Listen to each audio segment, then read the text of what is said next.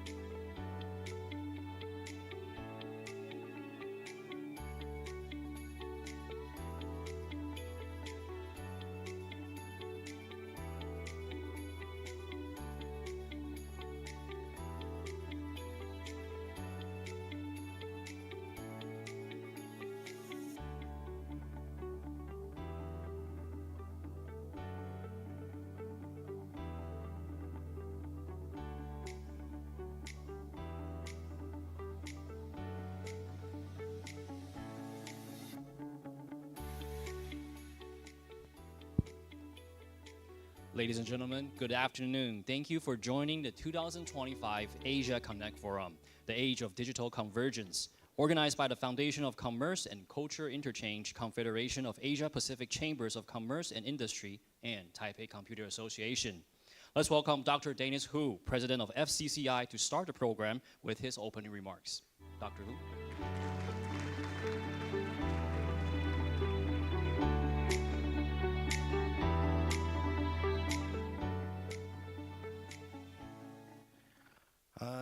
Good afternoon, distinguished guests and honorable dignitary, and all the friends and the colleagues, and the ladies and gentlemen, good afternoon. It is my great pleasure, my honor to welcome you all to this Asia Connect Forum on the theme of the startups and the innovation cooperating in Asia Pacific. The Asia Pacific is a vibrant region of many opportunities, home to thriving ecosystem of startup and innovative thinkers. According to Statista.com, which is a famous statistic data global research company, the data is the Asia Pacific is home to over 400 unicorn startups, many of which collaborate across borders, especially companies in fintech, like drone, AI, robotics, and renewable energy. So often partner to expand their reach and share expertise. And furthermore, many cross-border expansion programs has been implemented in some countries, and some of the initiatives like Startup Terrace in Taiwan, and also Startup X in Singapore, as well as some countries, they have the similar program in like Malaysia, in Saudi Arabia, Japan, and India as well. So, which helps the staff from various countries in the region to scale up and expanding their operations, access new market, and build network for cooperation. It is indeed the forum today shown as a powerful platform to the spirit of cooperation that transcends the cross-border cooperation and bridging the idea, expertise, and experiences. Over the course of today's forum, we will hear from inspiring speakers, engaging in thought-provoking discussion, and explore groundbreaking ideas. Now, may I have the pleasure to present to you the speakers today. The first, we have the honor to have His Excellency Mr. Adel Al-Saidi, the representative of Saudi Arabian Trade Office, to give us some keynote address remark in highlighting the innovation development in Saudi Arabia. Thank you for you spend so precious time and share the knowledge with us. Thank you.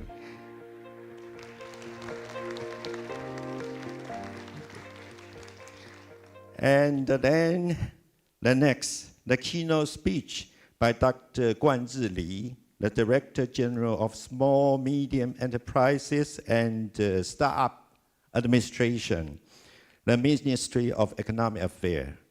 Dr. Li is going to share the key direction and the development in Taiwan startup and innovation programs. However, we just have some message from his office. Right now, due to some extraordinary hearing and a meeting in our parliament, legislative yuan, from the member of the parliament. So he's now is busy still in the legislative yuan. However, he has sent message. He definitely will come later. So we just flexible for his speech. As you know now, the situation, condition in our high government official is a lot of obligation, responsibility, and a tight schedule, tough job like that. So we all know the situation. And certainly we wish he has a very good meeting and smoothly today, okay? So we waited for him later, he will come. And furthermore, we have the experts from overseas come to share their knowledge, insight, and expertise from 5 countries. We have the Mr. Wilson Koo, the region director and head of continental paths from Singapore. And yeah. And then we have the Mr. Pranjit Krishnam from India, the CEO of Namastrand. Yeah. And then we have the Mr. Ryan Eames from CEO of Palmerston North City Council, New Zealand. And we have the Mr. Steve Wong, the CEO of the Rewarding Me from Malaysia. And we have the Miss Eksaiham Nyamsuren Vicky from Mongolia. In addition, we have the Taiwan expert also to share their insights and expertise in startup and innovation. We have the Dr. Hank Huang from the Yangming Jiao Tong University. Dr. Huang. And we have the Dr. Peter Xie. In fact, he still got some lunch engagement with our high official right now. Okay, so he will come very soon later, okay? And we have the Miss Anita Chen, okay, from the Startup Terrace in Taiwan. Okay, so just to give we will introduce further about our speaker information during their speech session later, okay? And thanks to CASI, the Confederation of Asia Pacific Chamber of Commerce and Industry, and the TCA, Taipei Computer Association, co-organized this forum with us, and with great support from the Small Medium Enterprise and the Startup Administration and the Saudi Arabian Trade Office, as well as the great assistance from IAPS, CIECA Administration for Digital Industry, and the Mangje Association and the Startup Terrace. Without support from all the partner organizations, this forum couldn't be organized and completed. Last but not least, thanks to all the forum audience and the participants, no matter on-site or online. In fact, right now we are broadcasting. And for joining us today, I wish you all a fruitful and inspiring forum ahead. Have a very good afternoon. Thank you. Thank you, Dr. Hu, for the well-done introduction. And next, we would like to invite Dr. Darson Cho, Director General of CASI, to share his remarks. Welcome.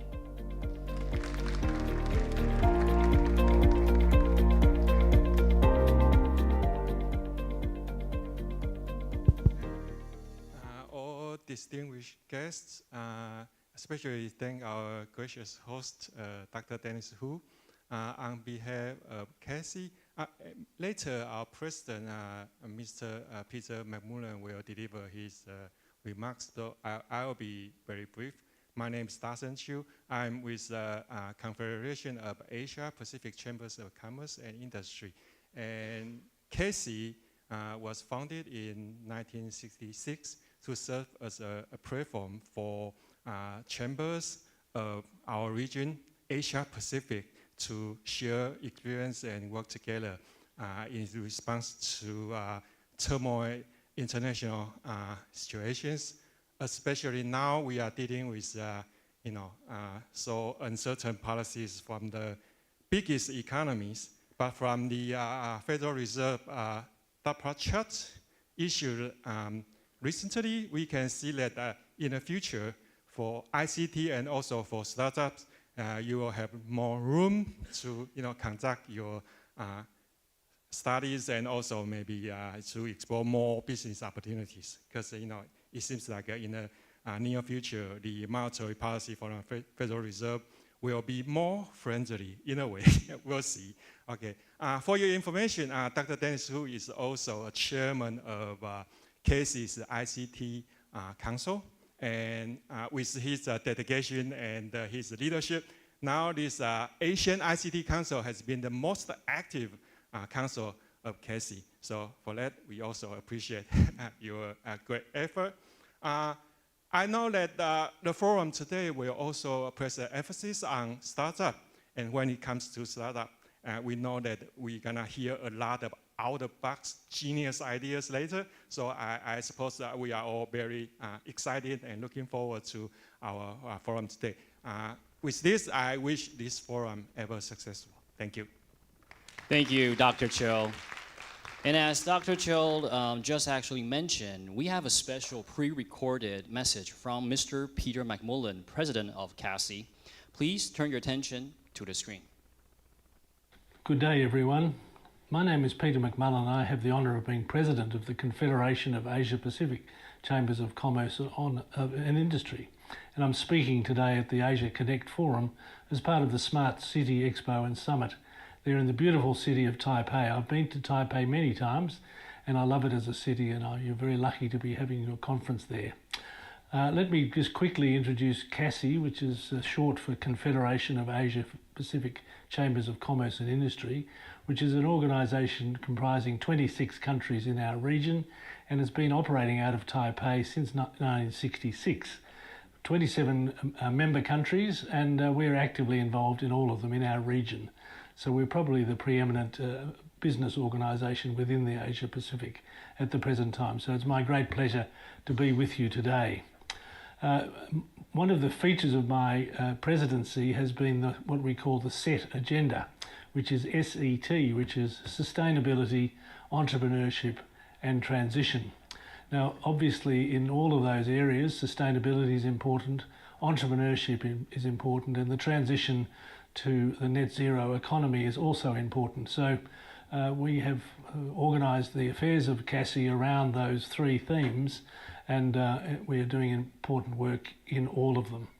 But digitisation, technology and innovation will be essential in business as well throughout the region and addressing this, as I say, the net zero transition. Taiwan is a great place for this summit to be held, being the forerunner of such development, innovation and ideas.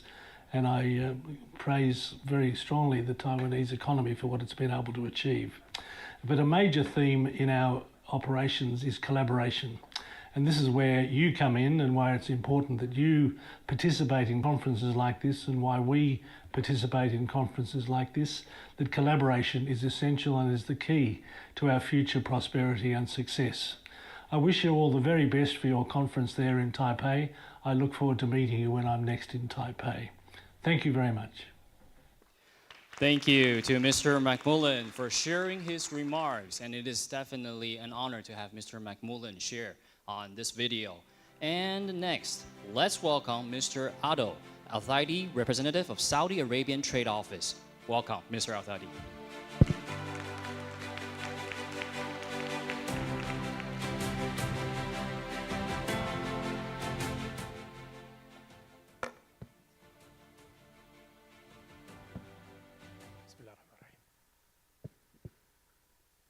Excellencies, distinguished guests, ladies and gentlemen, good afternoon.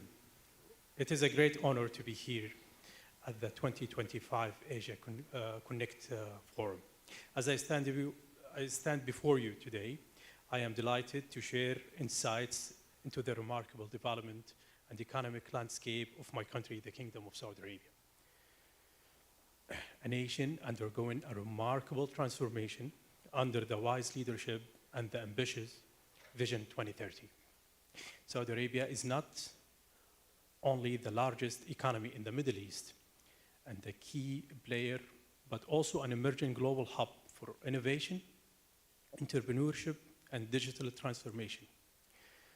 Strategically located in West Asia and the intersection of Europe, Africa, and Asia, the kingdom serves as a gateway to the diverse market, providing an unmatched access for business looking to expand globally. Our rapidly evolving business environment makes Saudi Arabia an attractive destination for investment, partnerships, particularly in technology and startup ecosystem.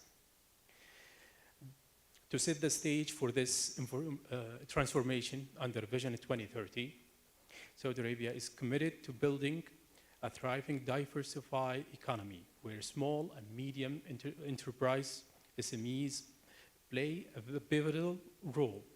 Our goal is to increase the SME sector's contribution to GDP from 20 to 35% by 2030, fostering an agile, innovative, and globally competitive entrepreneurial environment. Ladies and gentlemen, technology is at the heart of this transformation. The Kingdom has launched multiple initiatives to advance artificial intelligence, AI, cloud computing, cybersecurity, fintech, and smart city solutions. The Saudi Data and AI Authority, SDAIA, is driving the national AI strategy, positioning Saudi Arabia among the top global leaders in AI adoptions. Additionally, programs like Digital Government Authority, DGA, and MISA, the Ministry of Investment, Tech Investment Incentives, offer unparalleled opportunity for the international businesses. Saudi Arabia's SMEs sector is experiencing remarkable growth, fueled by both pivotal sector expansions and government initiatives. In Q4 2024 alone, the Kingdom of Saudi Arabia witnessed a 4.4% growth in real GDP, over 160,000 new commercial registrations, bringing the total number of registered businesses to 1.6 million. The e-commerce sector is in particular saw a 10% increase in commercial registration, reflecting the rising digital transformation. Ladies and gentlemen, this rapid economic momentum underscores the vast opportunity available for investors and entrepreneurs looking to enter the Saudi market. To further attract global investors and the startup, Saudi Arabia offers a range of incentives, including 100% foreign ownership in many sectors, fast-track business licensing, tax exemption in special economic zones, and substantial funding through venture capital and government-backed initiatives. These incentives are designed to create a seamless and highly attractive business environment. Ladies and gentlemen, to illustrate the impact of these initiatives, several Saudi-born startups have made a significant breakthrough, attracting international attention and investment. For example, STC Pay, a fintech pioneer, now expanding beyond the Kingdom. In 2022, STC Pay generated revenues exceeding $277 million USD, making a 25% increase from the previous year. Its total income reached $42 million USD, showcasing the significant profitability growth.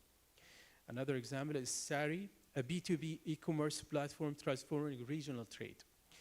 NOMD Technologies, innovating AI-driven solution for industries. Another example is Jahiz, a leading Saudi food delivery platform that successfully went public with a market valuation of approximately 1.63 billion USD in 2023.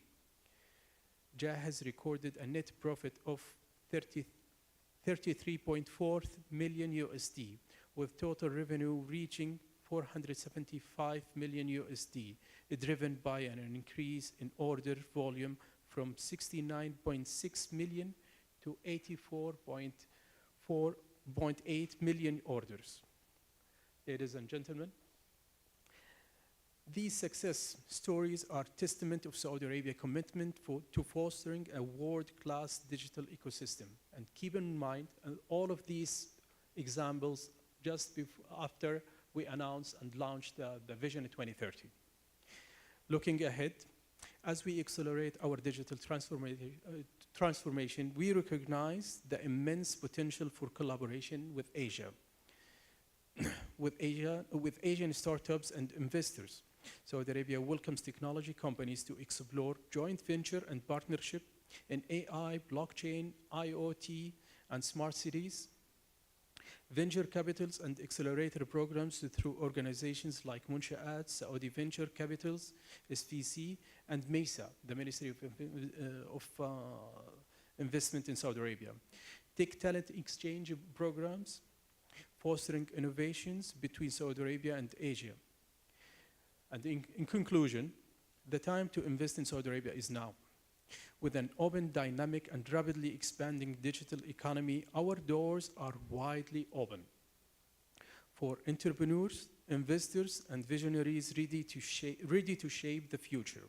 We invite you all to explore Saudi Arabia as your gateway to Middle East and Europe and beyond. I extend my thanks and my gratitude to Dr. Dennis, the host, our host today, and my thanks to all of you. And I wish all our visitors to this great city of Taipei a pleasant stay and the fruitful discussions in this forum. Thank you very much. Thank you, Mr. Al-Thaidi, for the fruitful insights. Thank you very much. And next, due to unexpected business, as Dr. Hugh has mentioned, to Dr. G.J. Lee. Dr. G.J. Lee will arrive shortly and join with us. Thank you all for such an insightful and engaging session. Before we move forward, we would like to invite all our distinguished guests and speakers and panelists to the stage for a group photo to commemorate this special occasion. As I call your name, please make your way to the stage. Let's give them a big round of applause as they came up. First, we would like to welcome Mr. Adel Al-Thaidi, representative of Saudi Arabian Trade Office. Round of applause, thank you. And next, Dr. Dennis Hu, President of FCCI and Asian ICT Council Chairman of CASI. And next, Mike Hong, Vice Chairman of SICA. And next, Dr. Darson Cho, Director General of CASI. And next, Dr. Hank Wang, VP of Innovation of National Yangming Jiaotong University. And next, Mr. Ryan Eames, CIO of Palmerston North City Council. And next, Ms. Insaiken Vicky, co-founder of Infosoft Institute of Technology. And next, Mr. Wilson Koo, Regional Director and Head of Continental Coal Place. And next, Mr. Steve Wong, CEO of Reward & Me. And next, Ms. Anita Chan, Chief of International Affairs of Startup Terrorist. Last but not least, Mr. Prinjis Krishnan, CEO of Namaste.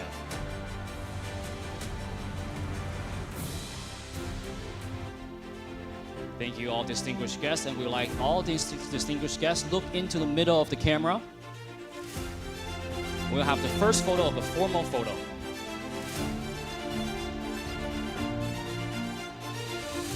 When all photographers are ready, we will switch on to the next photo.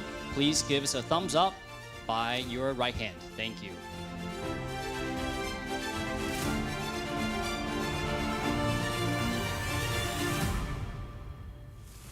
Photographers ready? All set. Thank you so much, distinguished guests. Please return to your seats. Thank you.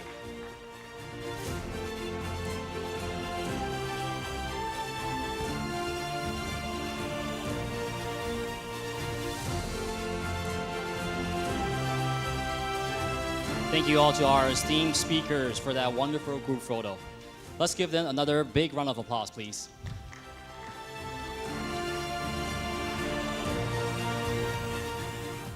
On behalf of the organizers, I'd like to express our sincere appreciation to you for joining us today. We couldn't have organized this event without your great support. As we transition to the next session, I'd like to take a moment to appreciate the incredible insights we've heard so far today. Today's discussions highlight the power of cross-border collaboration and innovation, reinforcing the importance of regional partnerships in shaping the future of technology and entrepreneurship. Up next, we have an exciting session from Mr. Wilson Koo, who will share his insights on Singapore's thriving startup ecosystem and its role as a hub for regional innovation and growth. As the screen comes back down, let's give a round of applause for Mr. Koo to welcome him on stage.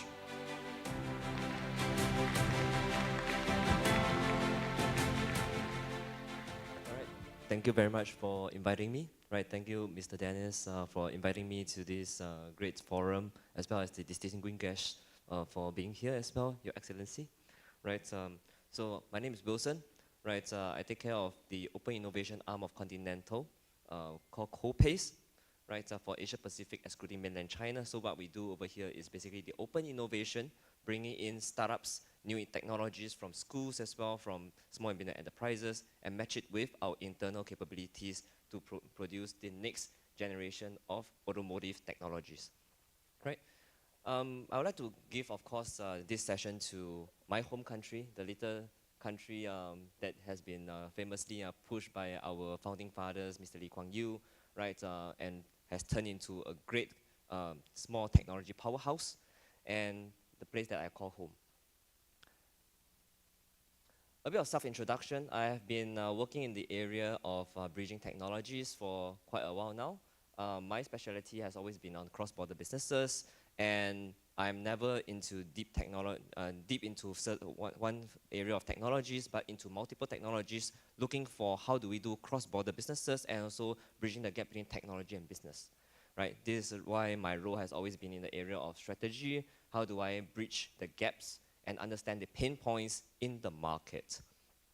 And myself, I graduated totally from Singapore. My education has been there, and I'll give you a bit of why Singapore is a good location for us to continue to grow innovations, and how can we actually work with the foreign entities and the foreign countries. Of course, being here as a capacity of Continental, I need to do a bit of marketing, right?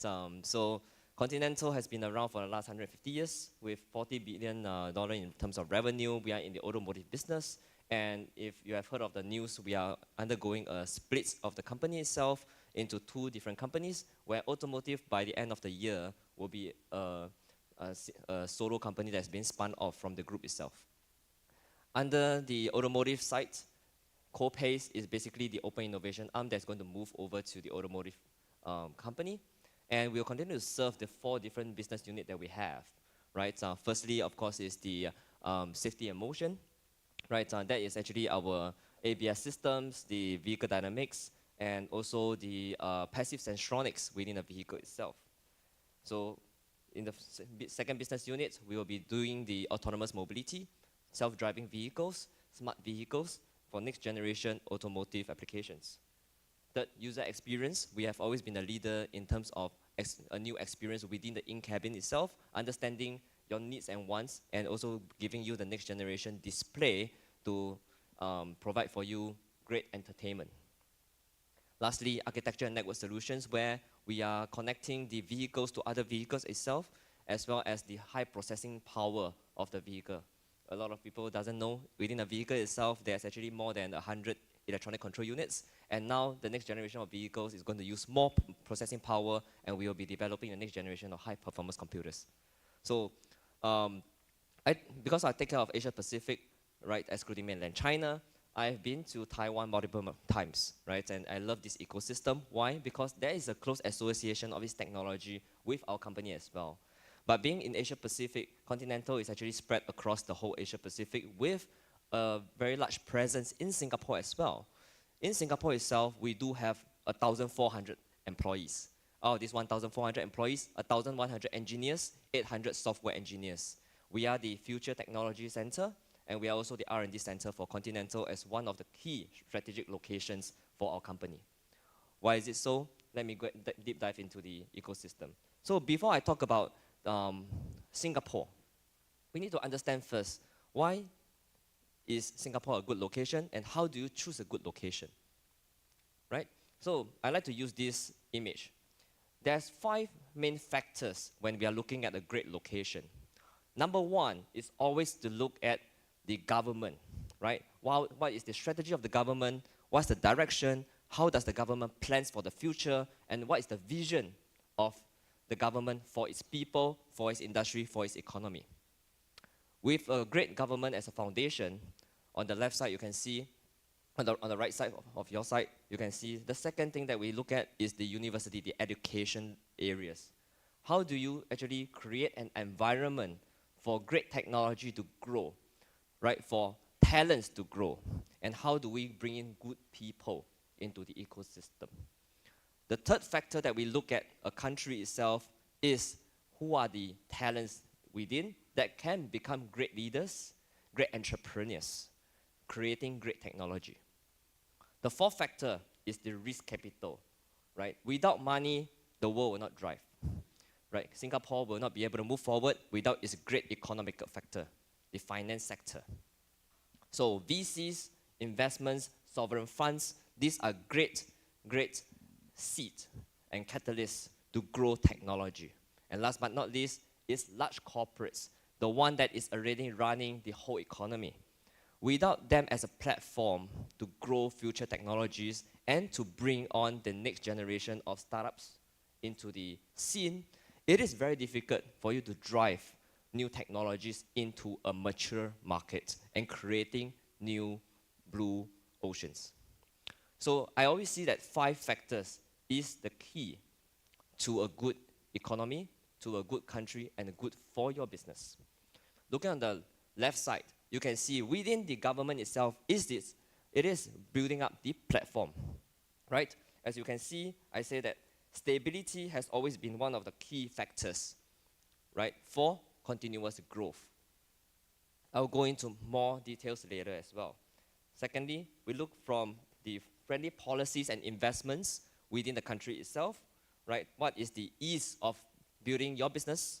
What is the tax policies that you have? And what are the grants and incentives to incentivize people to continuously innovate? Now, Singapore. A lot of people ask me this question, what does Singapore mean? So by the name itself, why is it called Singapore? So as a small fact, Singapore derived from the name Singapura. Singa is lion, Pura is city. We are called the Lion City. The old name that we have is called Temasek. Most of you will know Temasek Investments, right? Temasek is an old 13th century name that we have that says we are surrounded by the sea. So it's a place surrounded by the sea, Temasek. And this small country that we have has always been the center of Southeast Asia because our geographic location, right? We are a small country, right? I would say from the east to the west, we are around 40 kilometers. From the north to the south, we are 16 kilometers. My friend always says, you can't race over there because it will fall into the sea, right? So it is a small country, but we have a population of 6 million people, right? The best times to visit Singapore is basically Chinese New Year because our total population, Singaporeans, 3 million people, it is the most empty time of the year. Everyone who heads back home. Our GDP, one of the largest GDP in Asia Pacific, in Southeast Asia, right? And one of the top GDP per capita. And we speak 4 main languages, which you can actually use in our parliament. Which also means that please don't sign something that you don't know, right? That you can't read, because it's all legally binding in Singapore, 4 languages. On top of that, we are 75% Chinese ethics, 13% Malay ethics, 9% Indian ethics. Right, all of us derive from our forefathers coming from overseas. We bring in the cultural mindset, we bring the business mindset, and become a melting pot of culture, learning from each other. And that is the benefit of Singapore, understanding different culture and languages, right? My ancestors comes from China, Teochew, so we speak Teochew, we ta Teochew where. We can also speak Cantonese, Guangdonghua. We can also speak Minnan, right? Taiwanese, Dai, Gong Dai, Ma Xie Sai, right? So we are very welcoming to different type of languages, different type of culture, And this is also why we are successful in terms of having new talents from the region. We have continuously ranked as one of the first top locations for doing businesses and welcoming business, and that's the basis of our country. Fun fact, Singapore's GDP actually has 20% coming from manufacturing. So for such a small country, you might think that manufacturing is difficult because of the land, but we have gone from the past, from building televisions and refrigerators, to now one of the powerhouse for high-end technology, dark factories, continuous manufacturing, right? And become a playground for new technologies to test it out. For example, Hyundai has HMGIX has a plant in Singapore that is dealing with new technologies and batch-based manufacturing. Next, going into stability. I will not go through all of it, right? I know some of you will take photos of it, and also I will not go into details of it, but stability is one of the most important factors that enhance the location, right? In Singapore, that also creates a lot of new opportunities for Singapore as well. We are in a location where we are surrounded by large countries, our great neighbors, Indonesia, Malaysia, which shield us from all natural disasters. Basically, no earthquakes, no typhoon, right? Because Indonesia is there to stop the tsunami from hitting us, right? Often enough, the earthquake is in Indonesia, not in Singapore. We have continuous stable infrastructures over there, right? Every other day, the road outside my house is doing their renovations, right? They are dealing with, they are putting in new streets and all, making sure that the transportation systems continuously goes without potholes, right? We have great air hub, and we have a very stable economy, right? So these are the things that is very important for large corporates to be there, especially for example, semiconductors industries and manufacturing industries. You do not want to have, right, a breakdown in terms of water and electric supply. Social stability and political stability is also one of our key factors over here, right? In Singapore, people has, of course, talk about us as under one politics, right? But there's a good and a bad point of it, of course, in everything. The good point of it is that we are continuous in terms of our future strategy. We have our 50-year strategy, we have our 100-year strategy. In fact, even for land development, you can see that Singapore has a master plan in terms of the land development. When we first started Singapore in 1965, we started to plan Singapore for a population of 10 million people. Back then, we only have 1.6 million in terms of its population. We are very future-centric. And a continuous power by one political party is that the strategy and the policies continues on for a very long time. And that is stability for business. Singapore, by geographic location, we are strategic for a lot of companies because we are in the center of Asia. Within the 7 hours of flight, you can go to most power economy. We are not the location for market, but we are the best springboard for you into Asia Pacific and into the other region as well, right? Flight to Australia, 6 to 7 hours, right?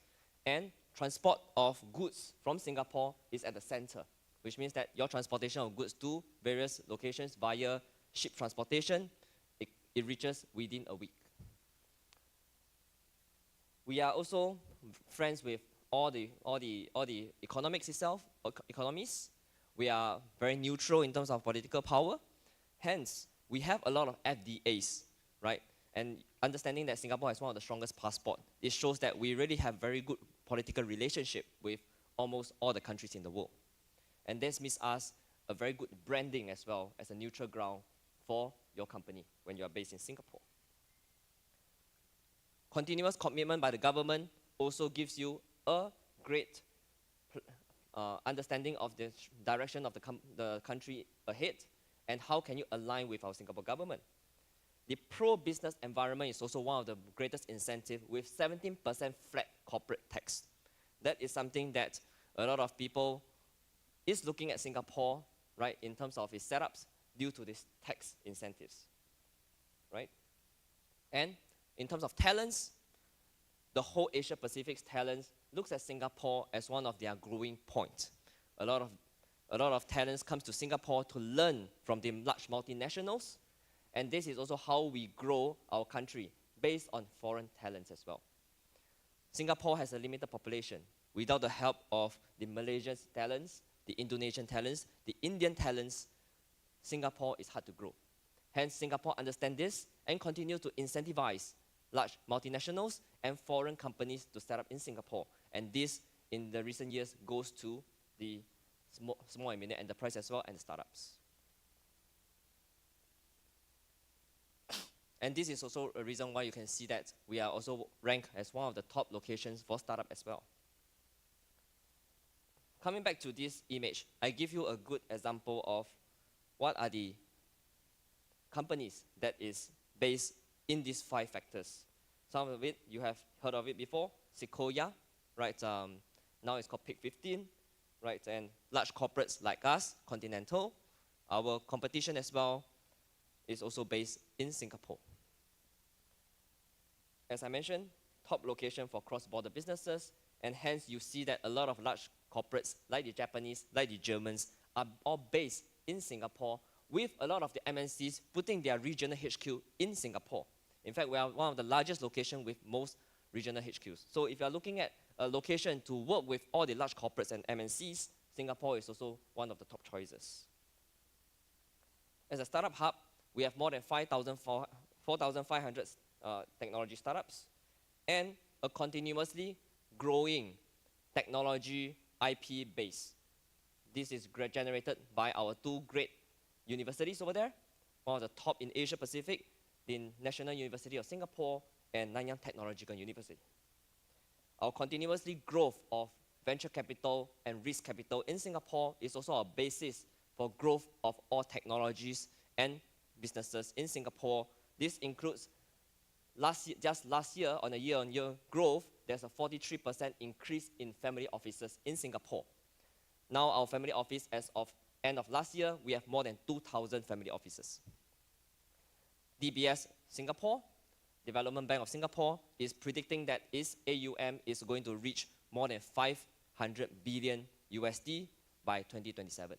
This shows that we have a continuous trust of risk capitals coming into Singapore, using us as a financial center. Looking into the continuous growth in investments, you can see that Singapore holds most of the investments for Southeast Asia. Up to 60–70% of the investments done last year is actually based out of Singapore. And we have continuously growth in terms of our investments by 14x in the last 10 years. The growing sector includes the health sector and the green tech sector. And we are also continually investing into future technologies as quantum technologies. And this investment is not just by the privates, but also by new strategic investments by the government. We continue to grow in 6 areas. This is the pillar of Singapore's government to create new talents, to continuously grow the systems, the platforms in Singapore, and to strengthen our basis for future technology. As an example, these are some of the startups that we have in Singapore in our main sectors. It is funny because agricultural is up there. Singapore is a small location, but we are into urban farming as well. So technologies has been invested into areas where we are able to grow food, for example, and become self-sustainable in Singapore. Water technology as well has been also growing in terms of investments. We have to be self-reliant being a small country. And this is also a reason why our technology has continuously grown in these important sectors. 2 examples of great technologies being grown out from IPs to large corporates, right? One is Nanofilm, where it's a spun-off from NTU, Nanyang Technological University. A second being Grab, a technology that comes from Malaysia.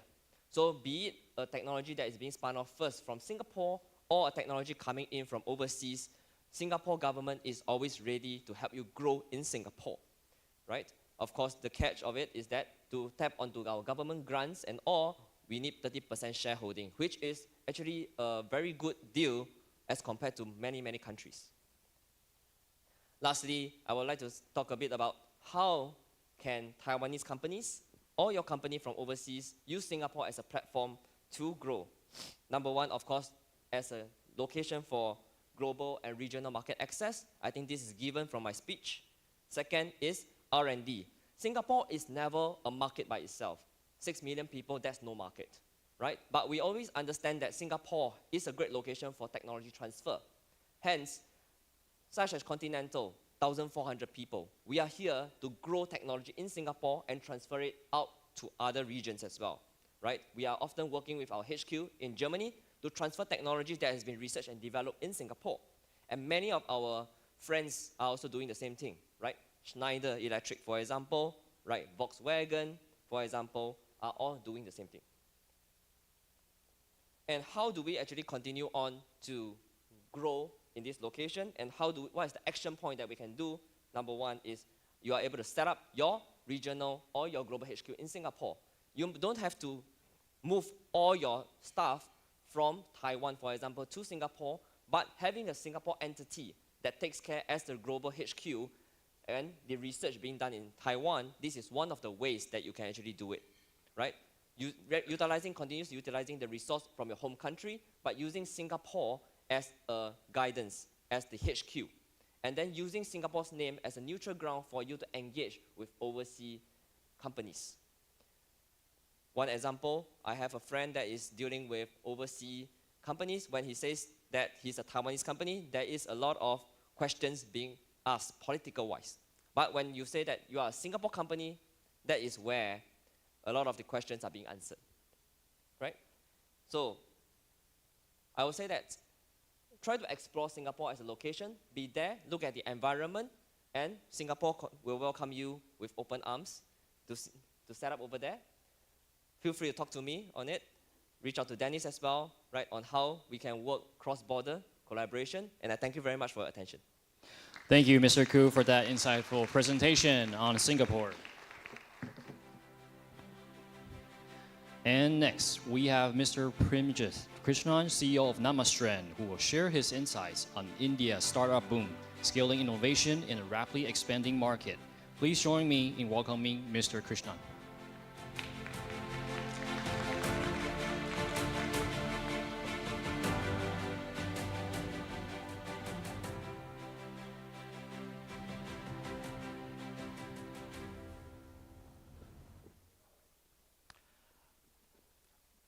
Good afternoon, everyone. Hope I can start. Yeah, so thanks for Dr. Dennis who invited me for this forum. And it's always a pleasure to be back here in Taiwan, as my connection starts about 10 years back, where we together try to have cross-border collaboration between Taiwan and India. So I'll take you through the India's startup ecosystem. So compared to Singapore, you could see some of the numbers multiplied into many times because the size differs.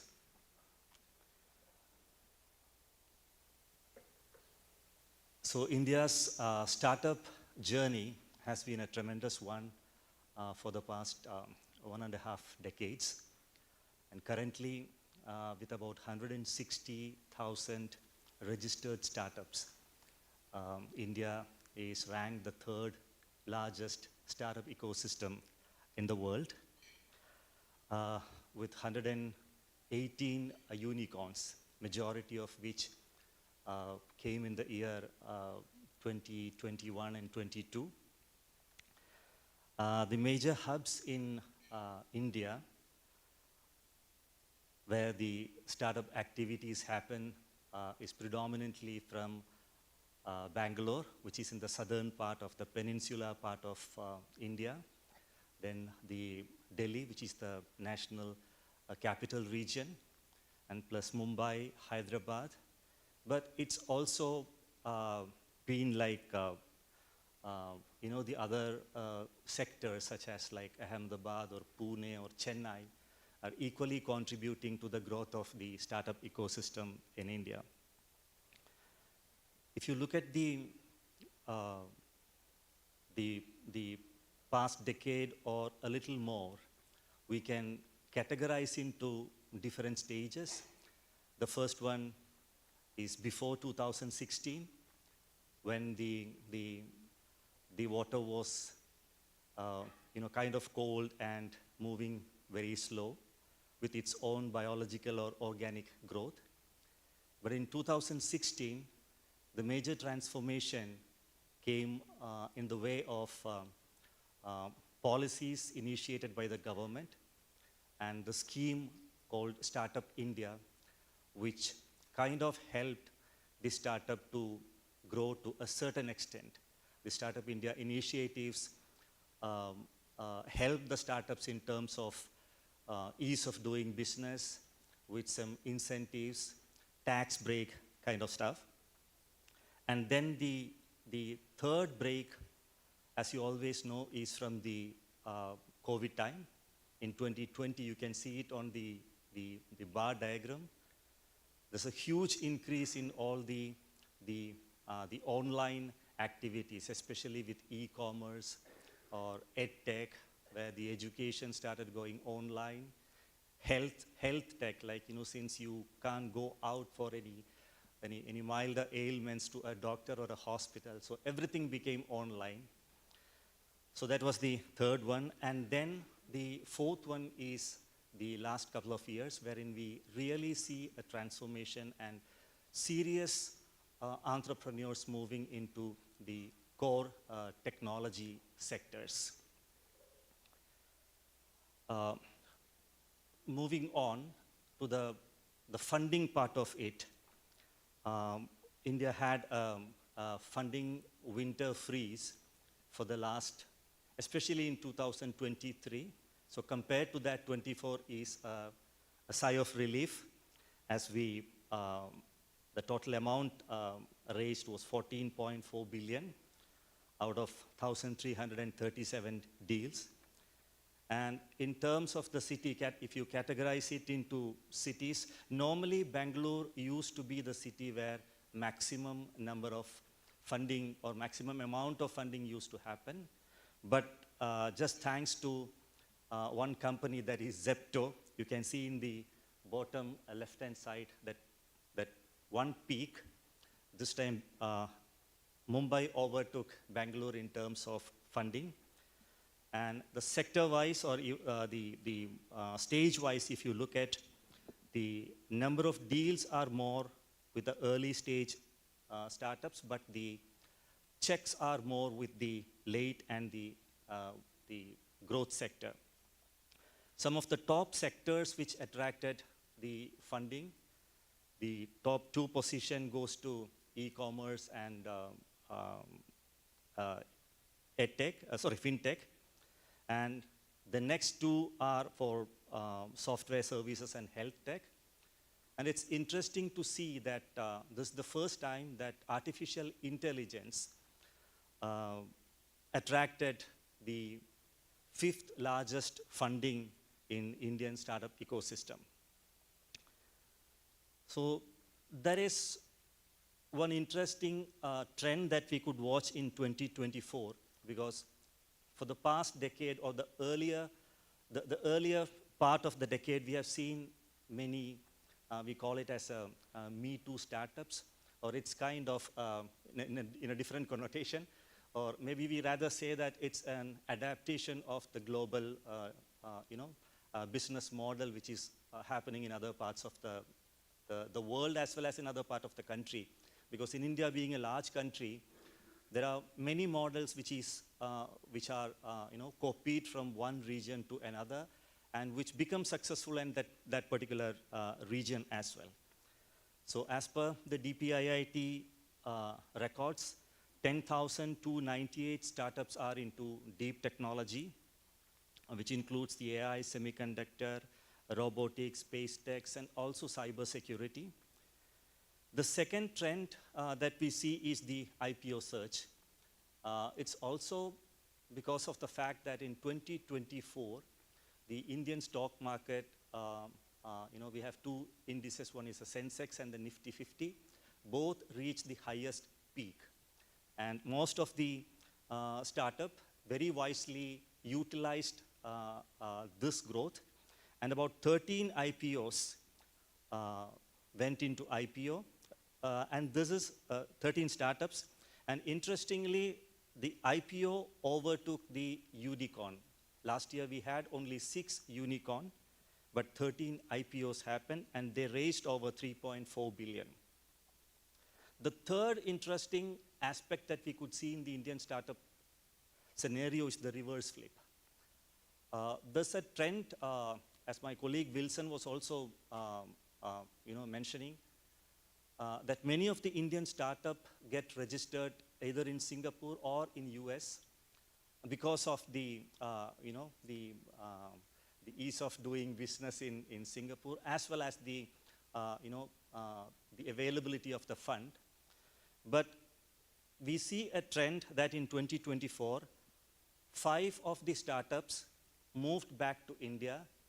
One reason is seeing the IPO surge, and the second reason, basically the government came up with some of the policy, changes in the policy and the regulatory framework.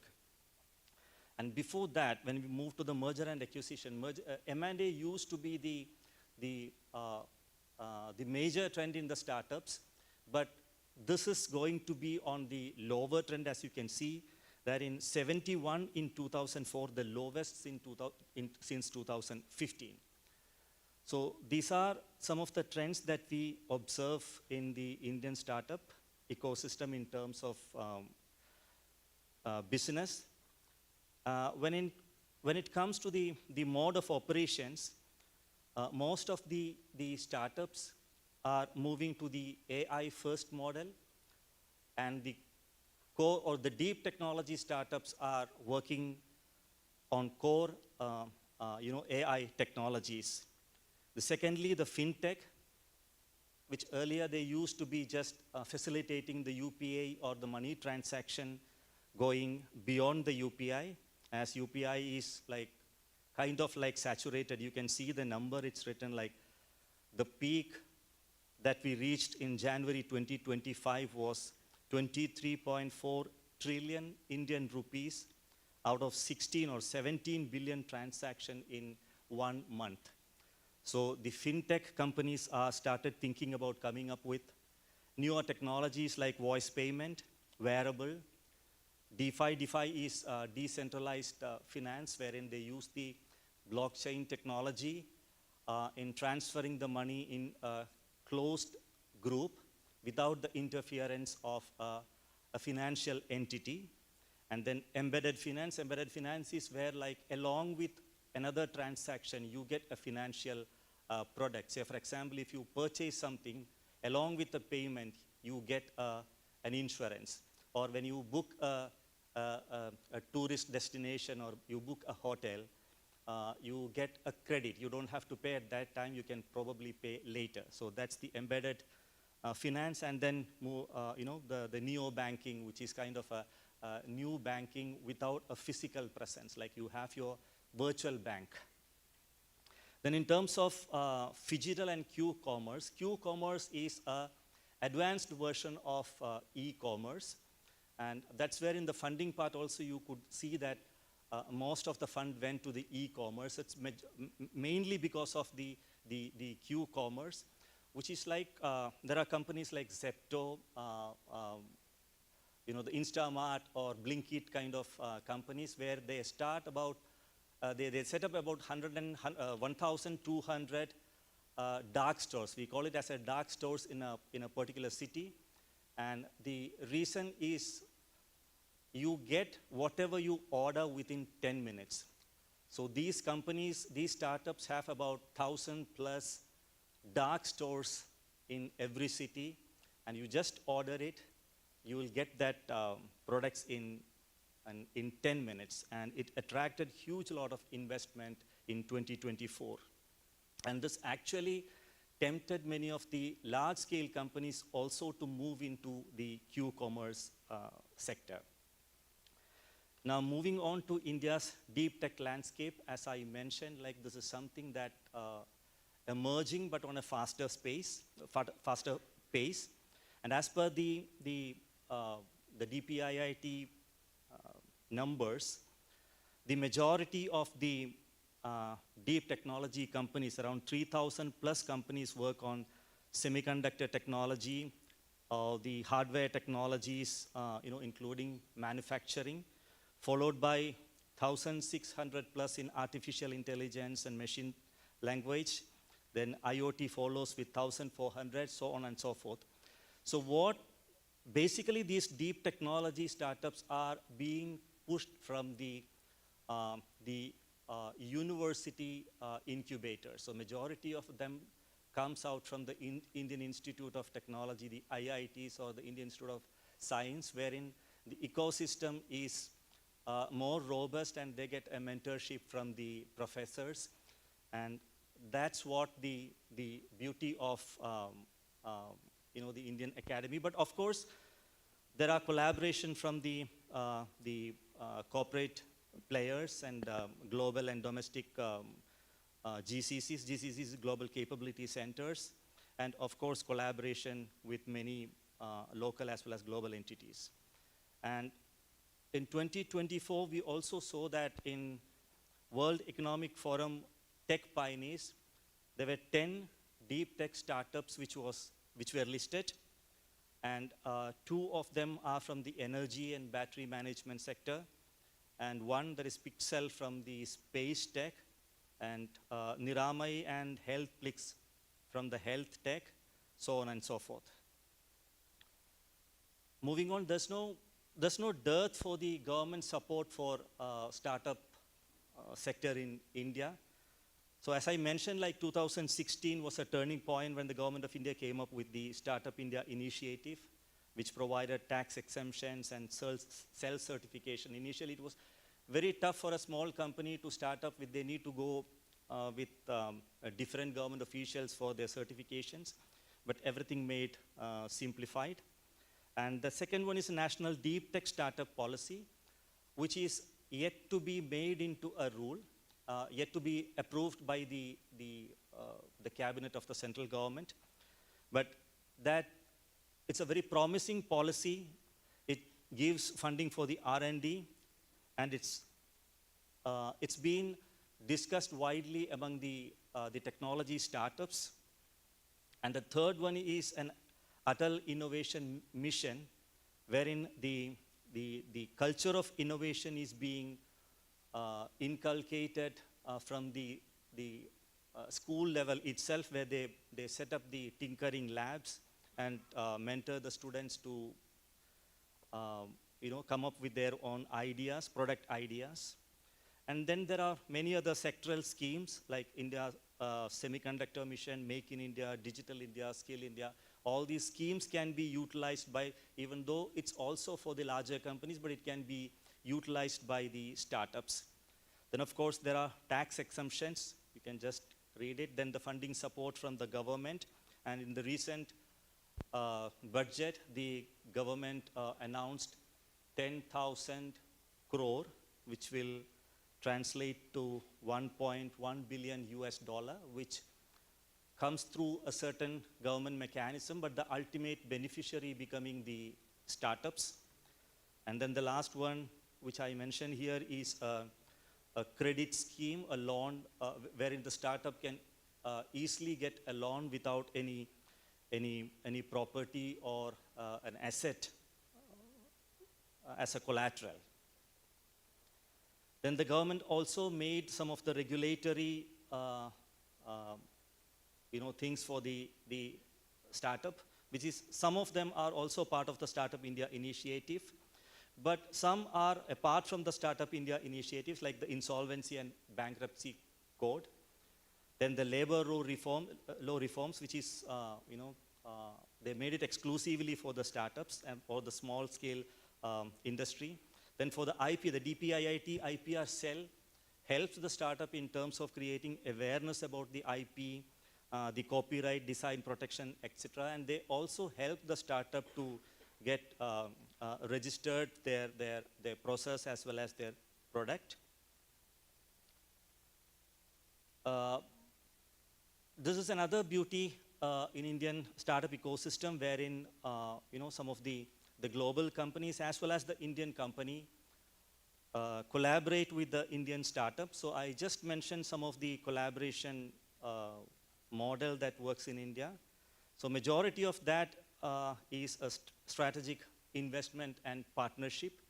The first one, as you can see, Flipkart is an e-commerce company where Walmart is kind of acquired them with, I think, 77% of stake held by Walmart. But if you look at the other, wherein Microsoft and Zoho, the Zoho is a cheap ERP and CRM kind of software service provider. But tying up with Microsoft, in Azure, the Zoho actually leveraged the Microsoft cloud infrastructure, and Microsoft kind of expanded its SaaS partners. Similarly, if you look at the Tata and the Urban Ladder, so Tata is a conglomerate, a business conglomerate, that, normally call it like they make salt to semiconductor now. Earlier it used to be like salt to ship, but now since they acquired Wistron, they call it like salt to semiconductor.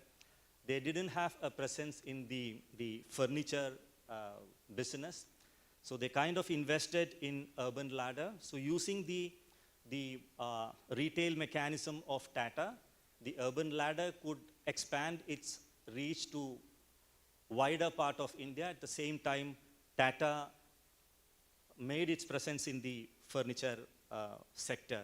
Similarly, Mahindra is a automobile company in India, and Car Deco was it still is a app with which you can sell your second-hand car. But the collaboration helped Mahindra in terms of, because the Car Deco is very popular in the rural, the tier 2 or the tier 3 cities. But with the collaboration, the Mahindra could reach to the rural parts of India without a physical presence, like setting up a showroom or a shop. And the Car Deco's subscription also increased, because they, just from the car, they increased their portfolios to tractors and some of the the agriculture related equipments, which also Mahindra makes to the rural part. So these are some of the examples on the collaboration part of it. And if you look at the global collaboration, the Startup India, which is under the government department called DPIIT, they have 5 multilateral engagement undertaken as part of global collaboration, such as BRICS or G20 or even ASEAN. Apart from that, 20 international bridges for startup exposure and support, which include Taiwan, Singapore, and some of the leading startup ecosystem globally. And apart from that, another 25 active countries that the Startup India is working very closely in terms of startup collaboration. And if you look at the right-hand side, I just put some examples of the country-specific government to government, as well as agency to startup or incubator to incubator collaboration that's happening in India. So some of the countries select some technology, or they take some technology to collaborate with. And some of them would come up with a challenge, or some of them would just simply invest in Indian startup. And there are even agencies which come to India in terms of co-developing or co-creating solutions that their country specifically look at. So this is just a tile of possible collaboration that any foreign country can have with India. But if it comes to India and Taiwan, considering the latest trend in terms of deep tech startups, I think there's a whole lot of things that Taiwan can contribute in the development of India's startup ecosystem. And we have been helping some of the startups in India, especially the startups from NASSCOM. NASSCOM is one of the largest industry association in India, in terms of sourcing component from Taiwan. And we are also connecting some of the Indian startups who work on agri sector. They got connected with Taiwan semiconductor companies as well as a few IoT companies in terms of expanding the collaboration to the larger parts of the world. So possibility is immense in India. The way in which you want to engage, you can always engage, and there's a means and ways of connecting with it. You can always reach out to me or Dennis. You are most welcome to India, and if you need any support in terms of getting in touch with the startup ecosystem or even otherwise, just let me or Dennis know. Thank you. That's it from my side. Thank you, Mr. Krishna, for that insightful presentation on India. And up next, we welcome Mr. Ryan Eames, CIO of Palmerston North City Council, to discuss smart cities and innovation, opportunities for startups and urban transformation. Please give a warm welcome to Mr. Eames.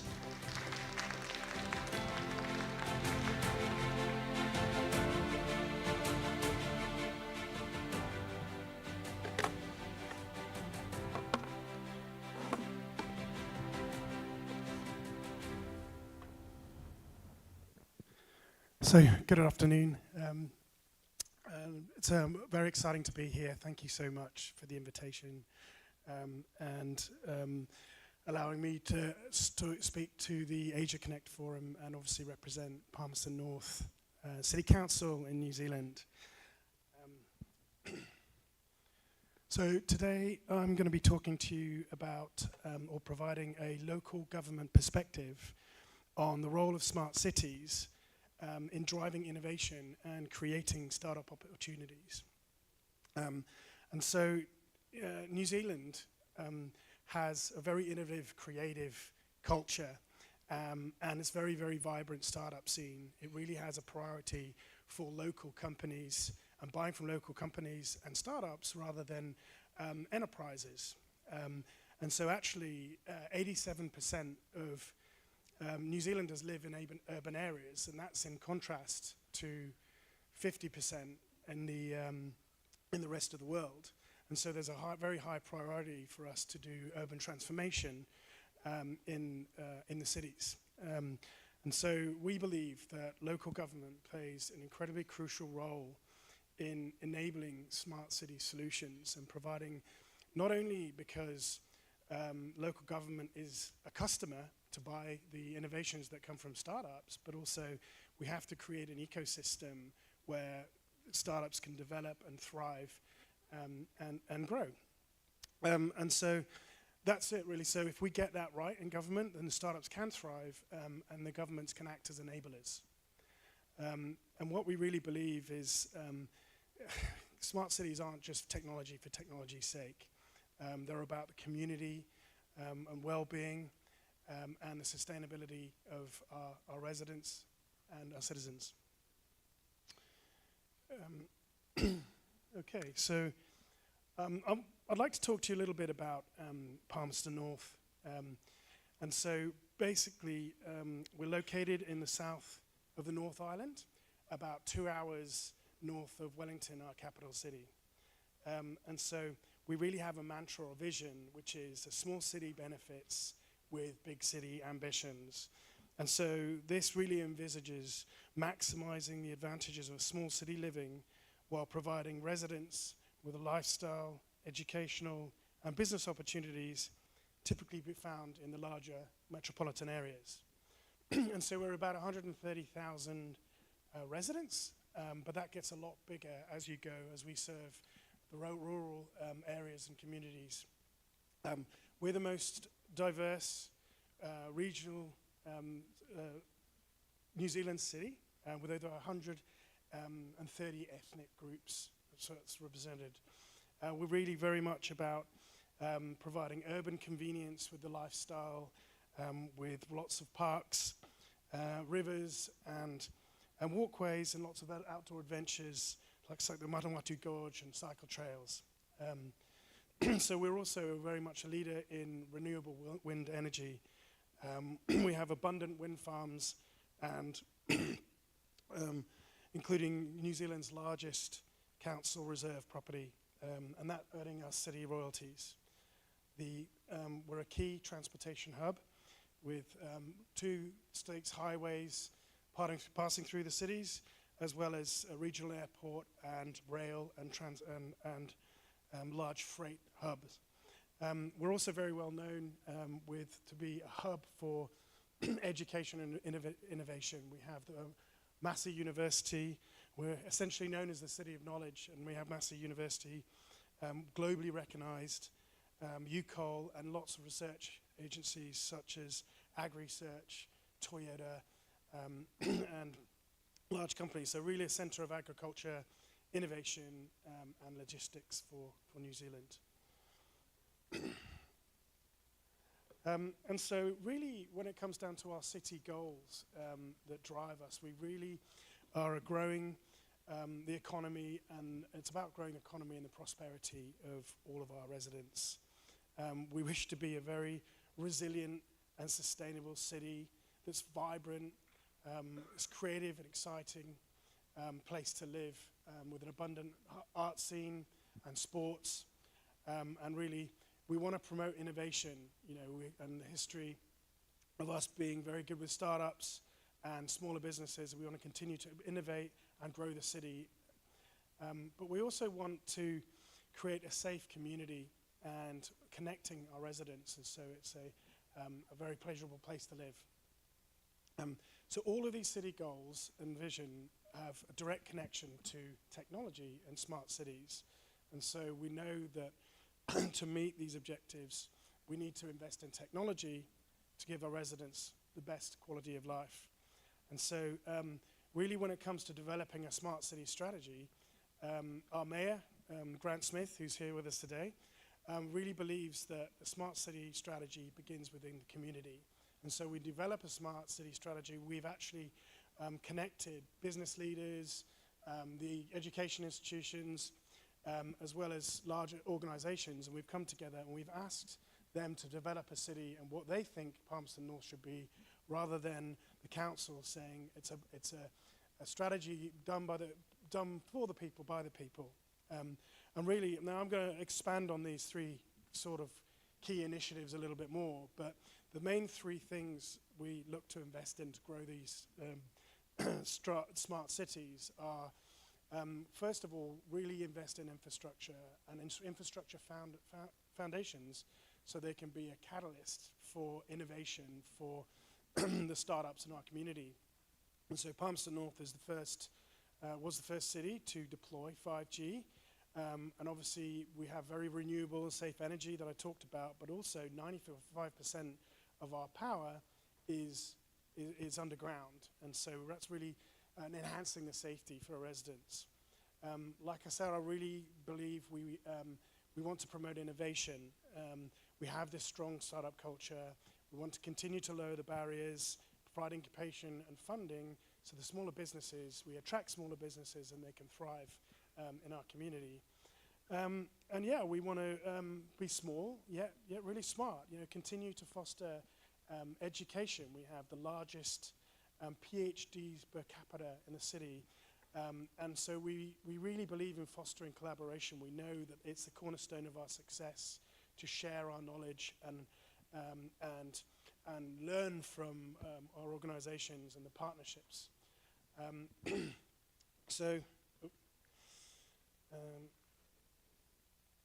Going on from that, so moving into what we're doing in terms of investing in infrastructure. And so what we really believe the cornerstone is to build build the ecosystem that the startups can grow on and build on, right, and innovate on. And so that goes from, that can be extended obviously to IoT sensors. And so we as a council really want to take the position where we can provide and deploy the sensors that other companies or startups can grow and innovate on. And so that could be done for air quality, waste management, and all of the things, and weather and so forth that sensors do. We're also very much big believers in CCTV, and so obviously we have deployed more than 300 CCTV cameras and expect to roll that out significantly. We've used that obviously for critical central city management. We've also developed a number of AI features, and this was helped with some of the universities developing things around pest detection, traffic management, and so providing or finding a way to provide the footage and share the data to other innovators is exactly where we want to go, and we know that's how we can scale. And this extends obviously to data and data analytics, and we really very much believe, and we learned this from Taipei, is sharing data and providing a data ecosystem is an incredible way to scale and actually leverage and build up on being able to provide not just one or two smart city solutions within the school, but really grow and be able to solve many, many more problems with the same infrastructure. And so this moves on to sustainable. And so we also need to invest in our network, so provide access to things like LoRa and our GIS data and Wi-Fi and all of the networking capabilities, again, so startups don't have to create everything in their supply chain in order to innovate for us.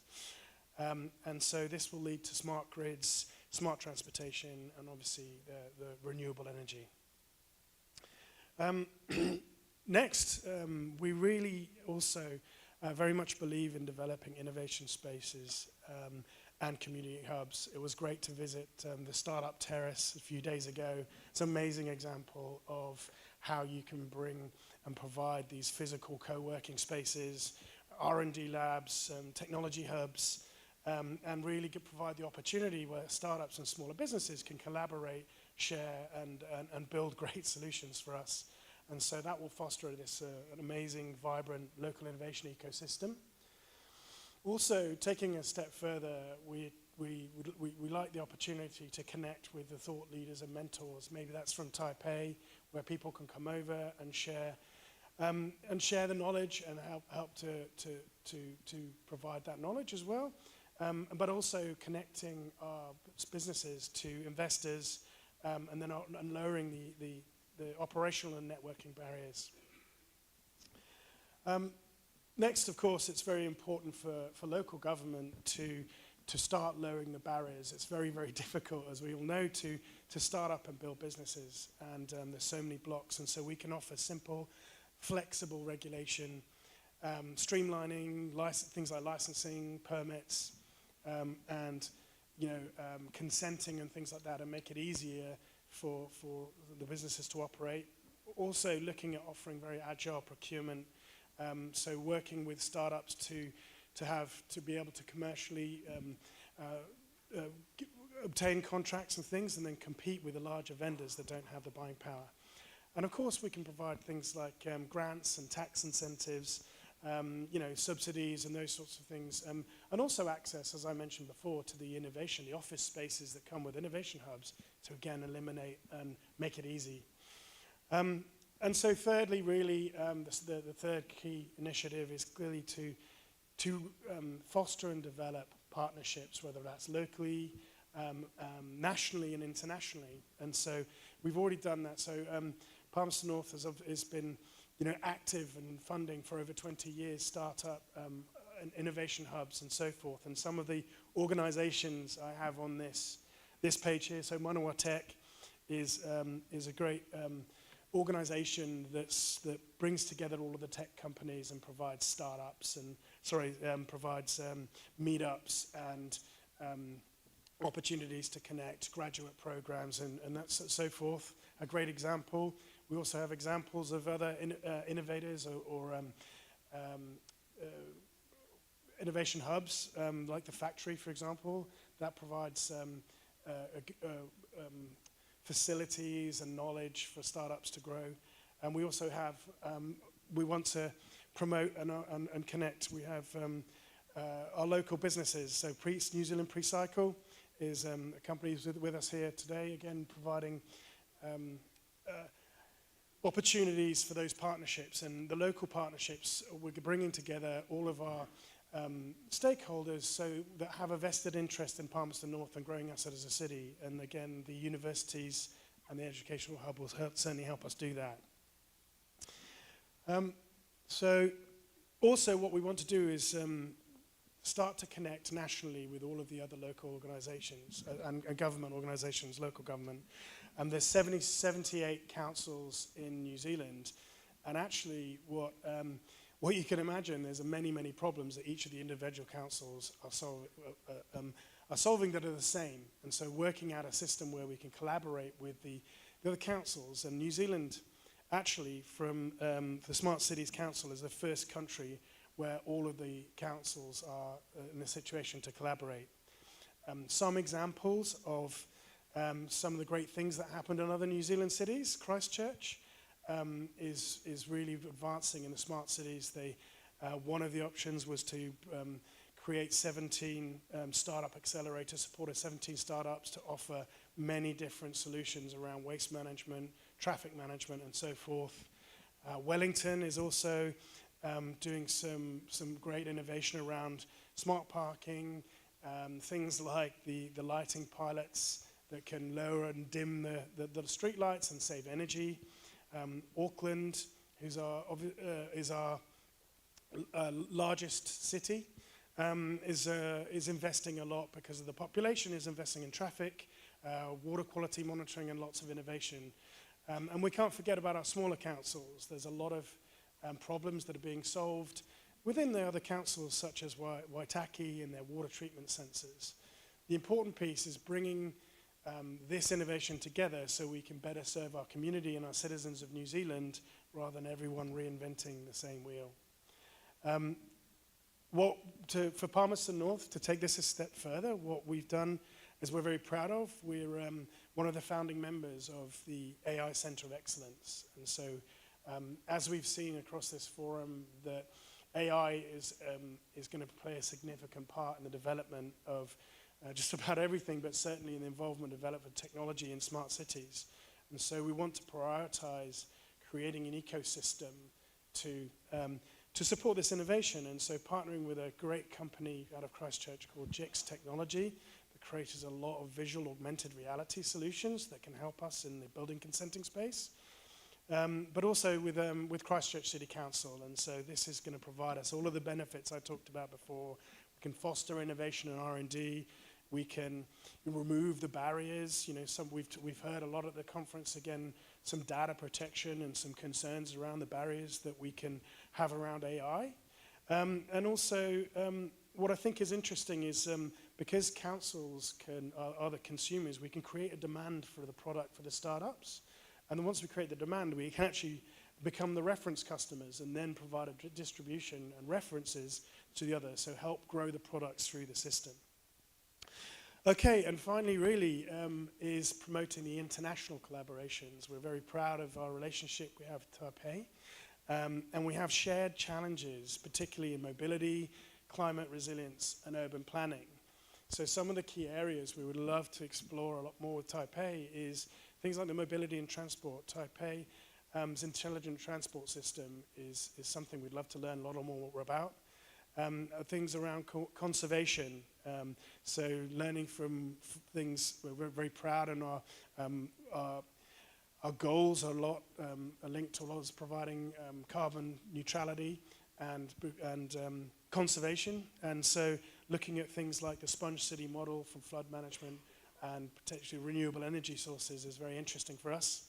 And obviously urban planning. You know, we've seen what amazing power the data can do when it can be collected and shared. And we know Wellington has partnered with Taipei on a share and open data policy. So we'd love to know and share that information and find out from Taipei. So in conclusion, really, I wanted to emphasize these points that the local governments are orchestrators of innovation. We connect the startups, the communities, and that will help us really to solve urban challenges and create a better environment and a way of life for our citizens. Smart cities are about people first. We have technology to serve as the tool to create these sustainable and our resilient communities, and we know we need to invest in the tech. So Palmerston North is a small city thinking big. We're leading in this space. We're hopefully leading in this space, and we want to leverage these partnerships and technology to make the startups thrive. So we really look forward to the collaboration between Palmerston North and Taipei. All right. So thank you. Thank you, Mr. Eames, for your valuable perspective. And before we move on to the next presentation, we will have a short break. Please help yourself to refreshments in the back of the room. For the second half of the event, we'll hear from a few more speakers and a panel discussion. So please be back on time before 3:15. Thank you.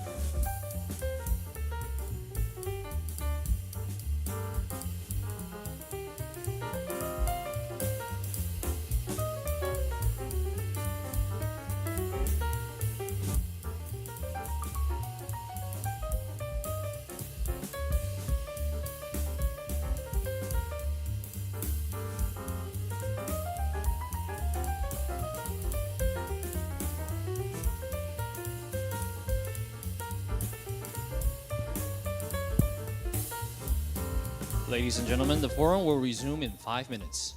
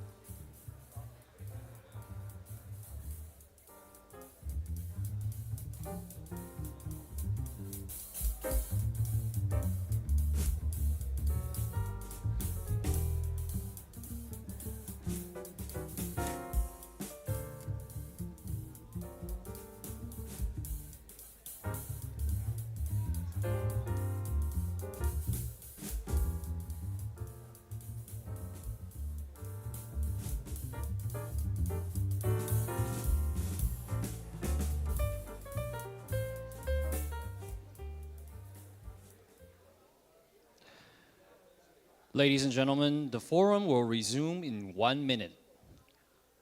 Please take your time and take your seats and make sure to switch your phones to silent. Thank you for your cooperation.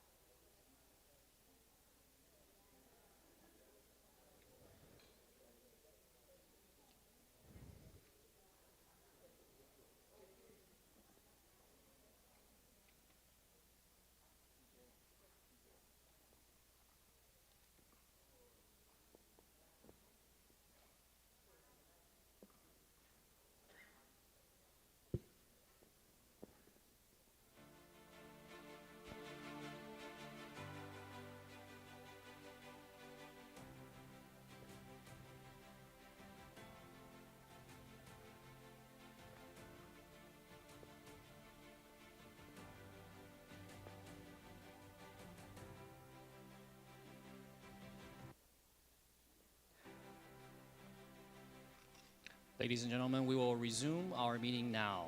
Next, let's welcome Dr. G.J. Lee, Director General of Small and Medium Enterprise and Startup Administration, Ministry of Economic Affairs, to give his remarks. Welcome, Doctor.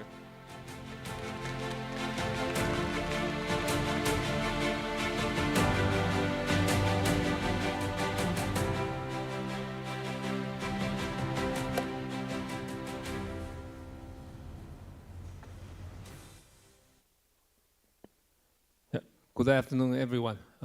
I apologize. I just rescheduled the presentation time.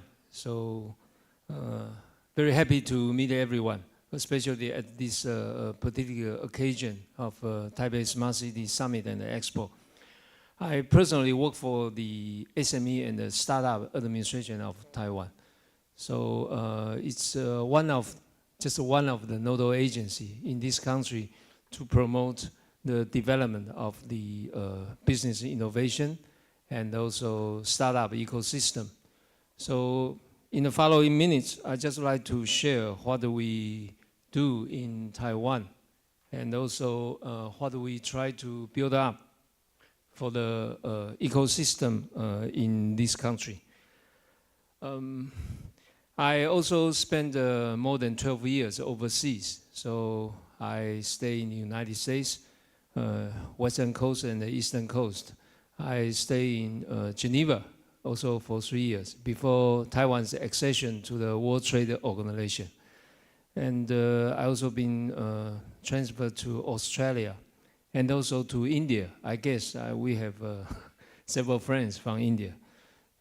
Countries all over the world also very focused on building a very robust and also sound ecosystem of business innovation. I don't need to mention the importance of the business innovation, how the impact for the country. But according to the rank, according to all the regional and also global ranking, based on the, I think the GEM and also the ranking done by IMD and also by the Heritage Foundation, I think one of the feature performance is that in national entrepreneurship context index, Taiwan only next to UAE and Saudi Arabia last year. And also in the index of economic freedom, we are number 2 in Asia Pacific region next to Singapore. So I think to see is to believe and also to feel is to believe. If you already been in Taipei, so you can see a very liberal and also very open and also very friendly welcome for the all the startup teams. So we try to create this kind of system. So in the government, we also partner with the startup companies and also with all the venture capitals and also with some enabler for the ecosystem, like business incubation center, like accelerators. And also we already created some good unicorn in this regard.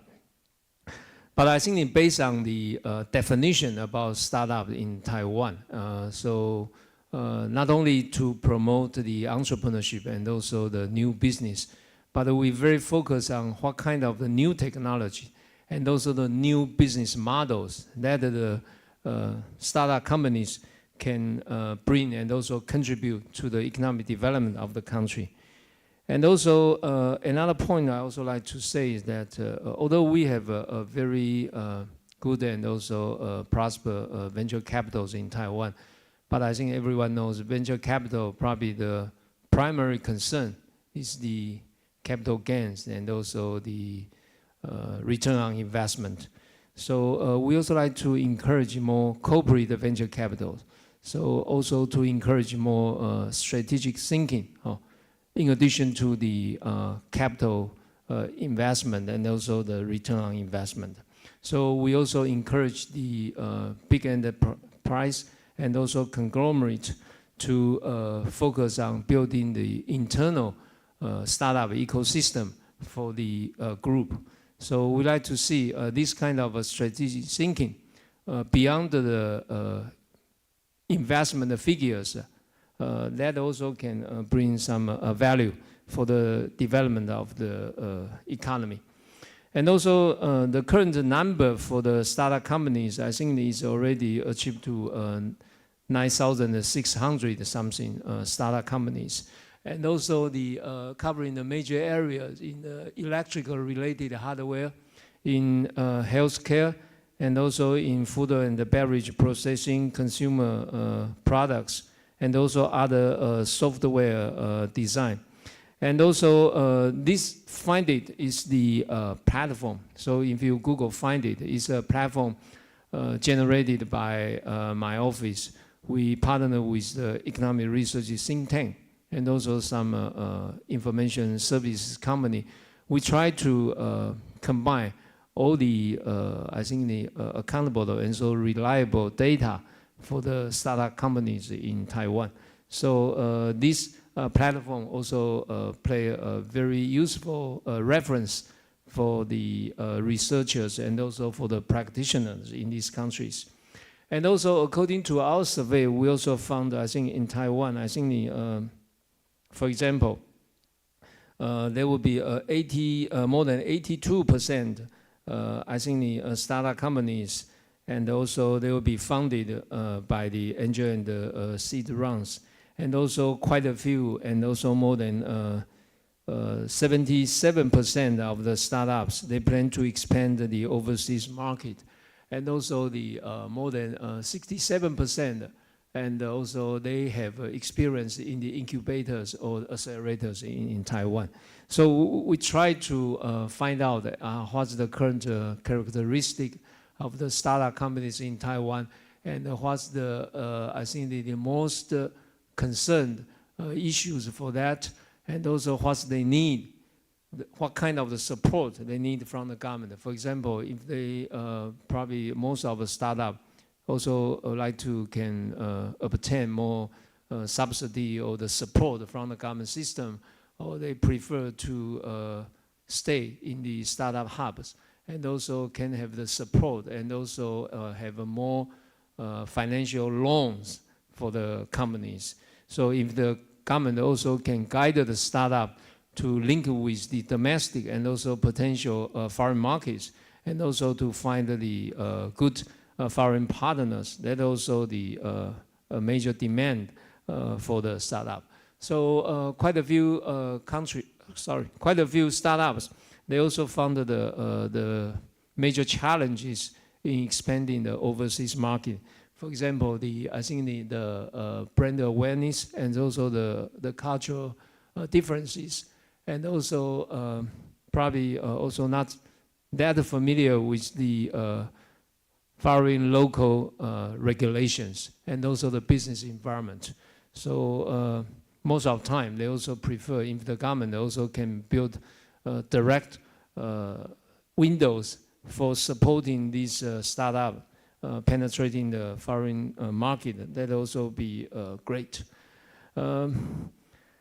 This is also show, I think, some major categories of the startup. For example, the angel investors in Taiwan, they prefer focus on the healthcare and the software, hardware, e-commerce. And the venture capitals and also corporate venture capitals also very focused on the area, for example, the energy sectors, hardware, software, healthcare sectors. So in general, the emerging industry, and also the some potential areas for industrial development, like the semiconductor, like the cybersecurity, biotech, meditech, and also the health tech. That will be the right now the focus for the startup companies. So in Taiwan, not only the Ministry of Economic Affairs, we also collaborated with the National Science and Research Committee. We partnered with the National Development Committee, and also Ministry of Education, partnered with all the good university and the college, build a very, I think, very useful government, academia, and the industry collaborations. So that's the current ecosystem in Taiwan. Under the Ministry of Economic Affairs, over the past 2 decades, we also spend lots of resources in building business incubation centers, and also try to help and also upgrade these business incubation centers into some good accelerators. So in the business incubation centers, we partner with research institute, partner with universities, even with a private company, try to provide very comprehensive and also very extended services to the small companies. That's also based on all the budget and also resources by the government.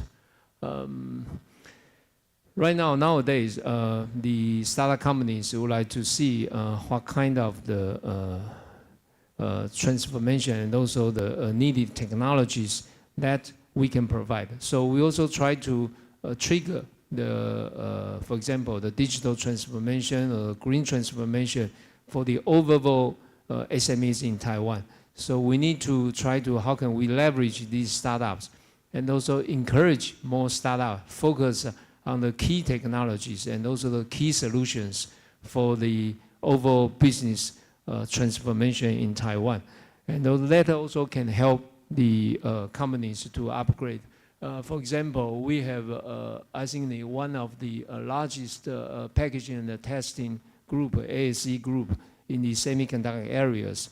So they partner with Taiwan carbon material companies and use the special carbon materials, and also can capture toxic gases in semiconductor manufacturing. So this kind of the close industry collaborations, not only in the semiconductors, in the medical devices, in the petrochemical, in auto components, and also in the electronic and also electric related sectors, we encourage more competition, more events. So in my office, every year we cooperate with Taipei Computer Association and also the Industrial Technology Research Institute, and we try to have a nationwide green tech contest or the health tech contest, and also focus on how can we get the startup to provide their good ideas and also their business thinking to help the companies to solve all the issues. So there will be some successful stories in these areas. I just like to say the startup launch support incentive these years, we focus on these 4 dimensions. The first one is we try to have more funding for the startups. So this funding including the, we have a special loan for the youth, for the young generation. And also we also have some national development fund, also can focus on investing in the potential startups. And we also have the some mechanism for the small business innovation research. So this SBIR covering the support from the local government and also the central government. So every year, this SBIR plays a very pivotal role for the small business R&Ds. Probably the amount is not that much, but we try to I think need to allocate this SBIR fund to the small business in a very quick manner. And also, we also have some system to encourage the next generation industry startup acceleration program. So that means more cross-sector collaborations and also the cross-size, business size collaborations for that. The second phase is I think is the extend the services. So we also have some online and also offline networking for the our incubation services. For example, we also encourage have more women startup, women entrepreneurs in this country. So every year we need to tailor-made some good programs, and also purposely to select some women business elite, and also to help their business grow. So this kind of support for women entrepreneurship also can be combined with some entrepreneurial resources. Another dimension is for the startup terrace. So we also building the clusters in Taiwan. So right now we're located in the Taipei Nangang Exhibition Center. This building is part 2. Next, on the other side of the street is part 1. But this location also very close to our Nangang Software Incubation Centers and also Nangang Biotech Incubation Centers. So to build the clusters, I think it is a very important approach for building the ecosystem. So for these startup companies, we also try to set up the clusters. So in Taipei, in the southern suburb of Taipei City, we have a Linkou startup terrace. In Kaohsiung, the southern capital of Taiwan, we also have the Kaohsiung Yawan startup terrace.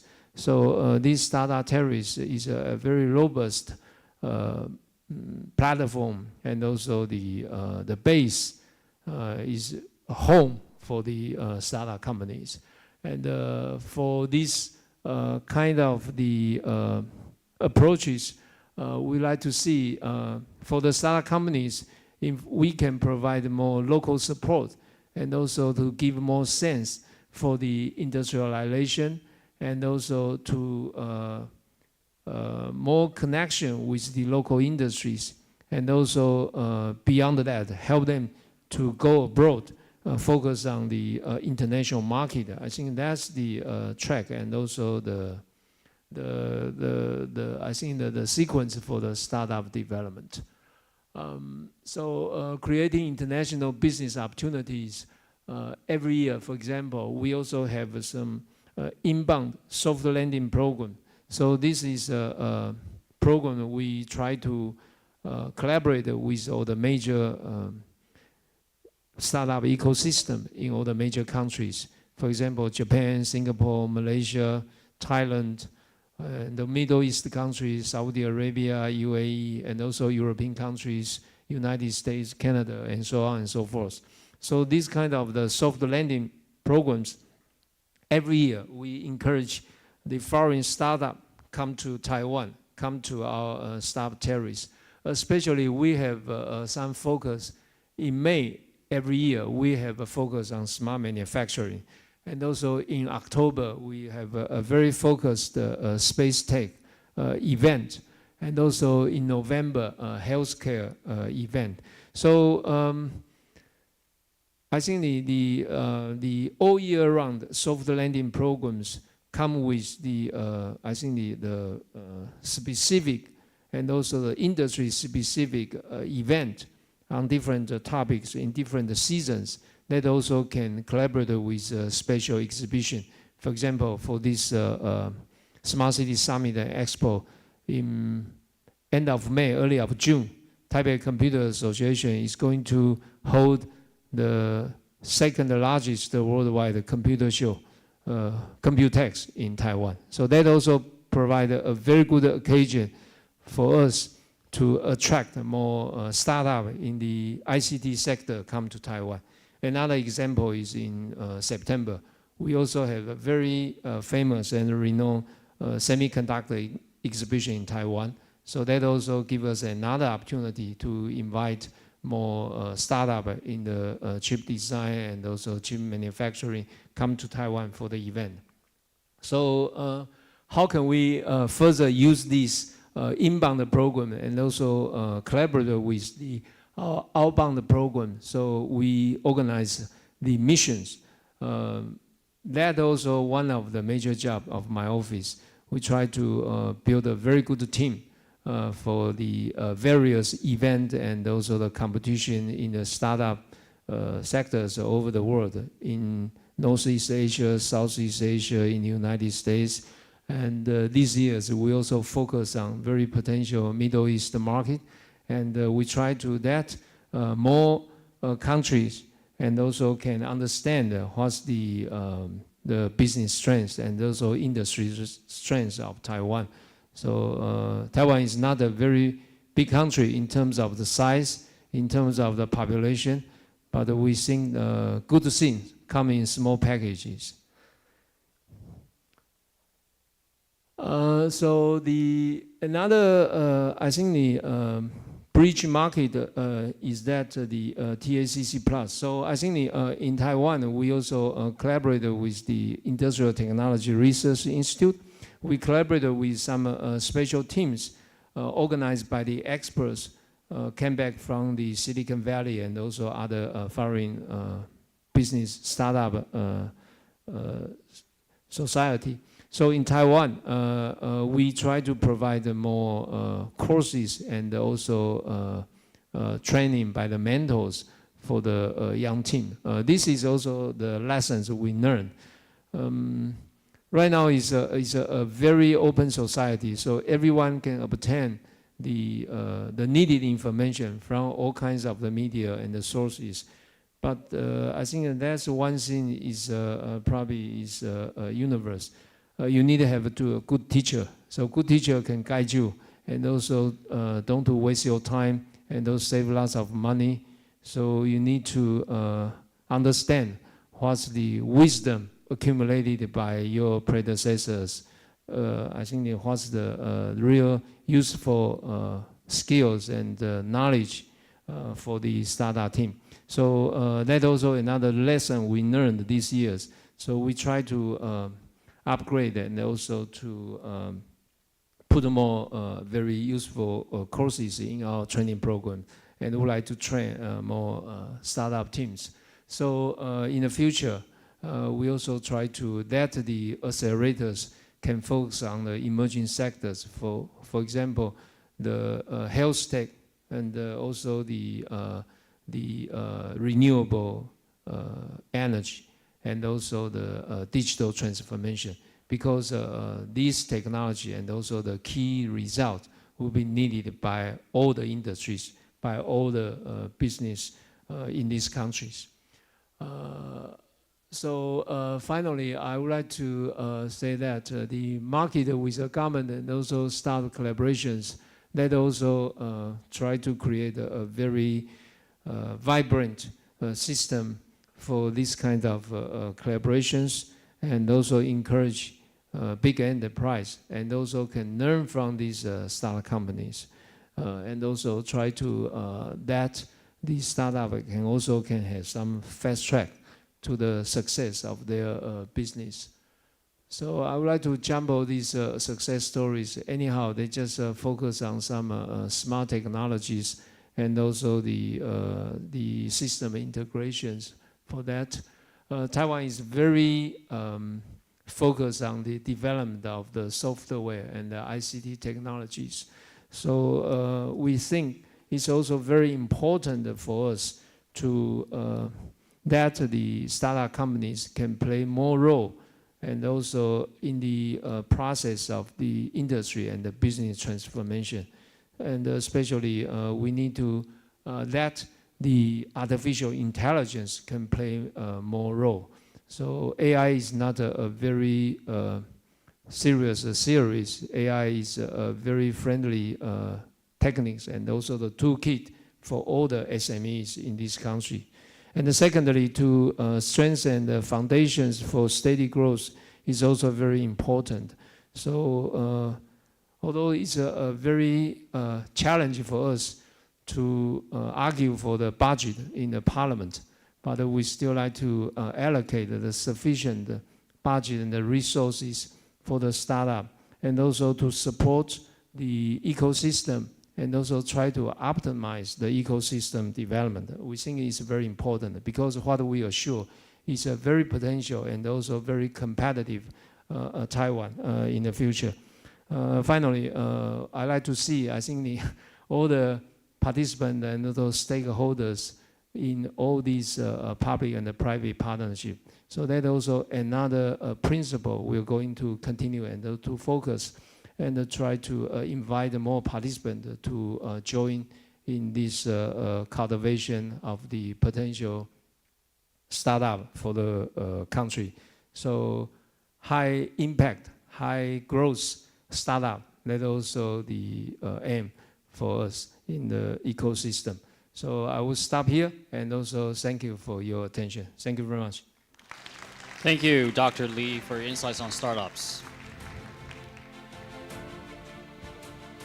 And now we invite Mr. Steve Wong, CEO of Rewarding Me, who will speak on Malaysia's startup ecosystem, a gateway to ASEAN's digital economy.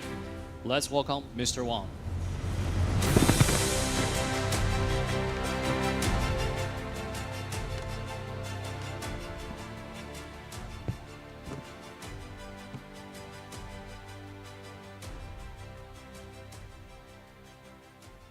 Yeah, good afternoon, everyone. Yeah, I think everyone is very cold today. I feel very cold since this morning. And I think it's since a few days ago, I would say. Yeah. Okay, first of all, I would like to extend my sincere gratitude to Dr. Dennis Hu, who invited me to this event. And good afternoon, everyone. I'm Steve Wong, the founder and CEO of Rewarding Me. At Rewarding Me, we revolutionize how brands engage with brands, audience through playable marketing since 2022.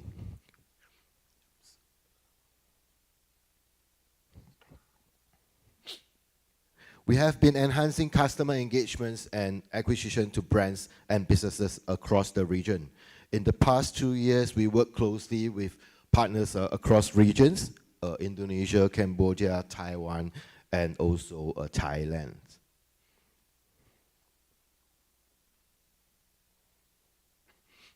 Now imagine a place where innovation meets opportunities, where startup can scale beyond borders, and where the digital economy is not just growing, but thriving.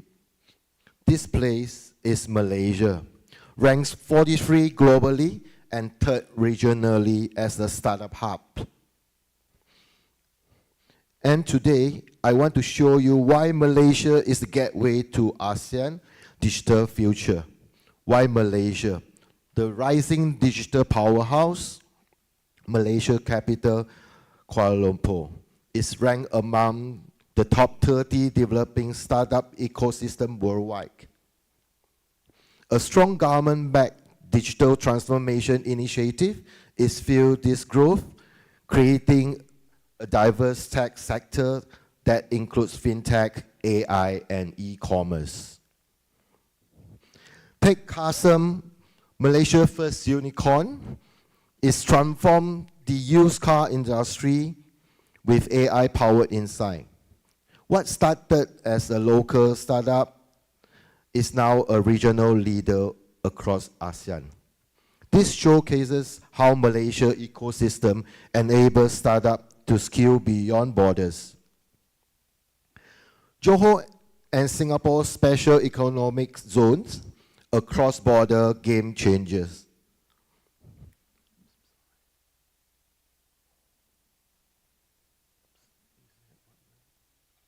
Sorry. Oops. Can I roll back a bit?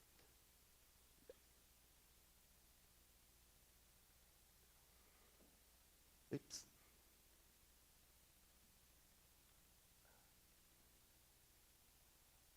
Yes, that's right. Okay, thank you.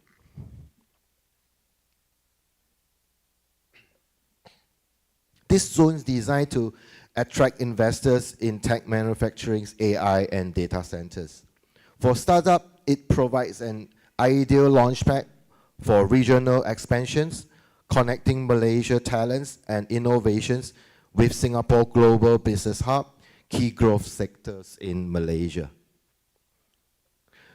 Fintech drive digital financials inclusions. Malaysia fintechs sector in thriving values at over 3 billion. Digital banks, e-wallets, and blockchain solutions are revolutionizing financial services in increasing financial inclusions across the regions. Take TNG or Touch and Go Digital as example. Malaysia leading e-wallet provider has over 20 million users by leveraging AI and big data.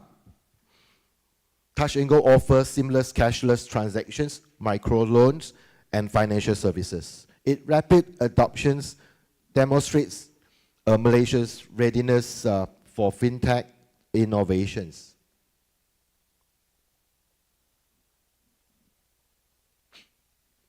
E-commerce, powering the digital retails boom. The Malaysian e-commerce market is projected to hit 18 billion by 2025. Driven by mobile shopping, seamless payment solutions, and cross-border trade. E-commerce success story, Leilong.my, a Malaysian e-commerce platform, started as an online marketplace for local businesses.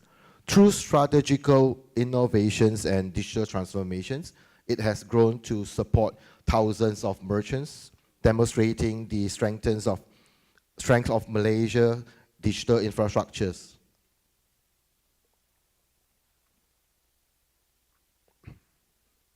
Artificial intelligence transform industries. Malaysia AI sector is projected to contribute 115 billion to the economy by 2030, revolutionizing industries from healthcare to logistics. AI success stories, Aerodins Groups, a Malaysian AI-powered drone solutions provider, is a global leader in drone technologies. By integrating AI and machine learning, they optimize the infrastructures.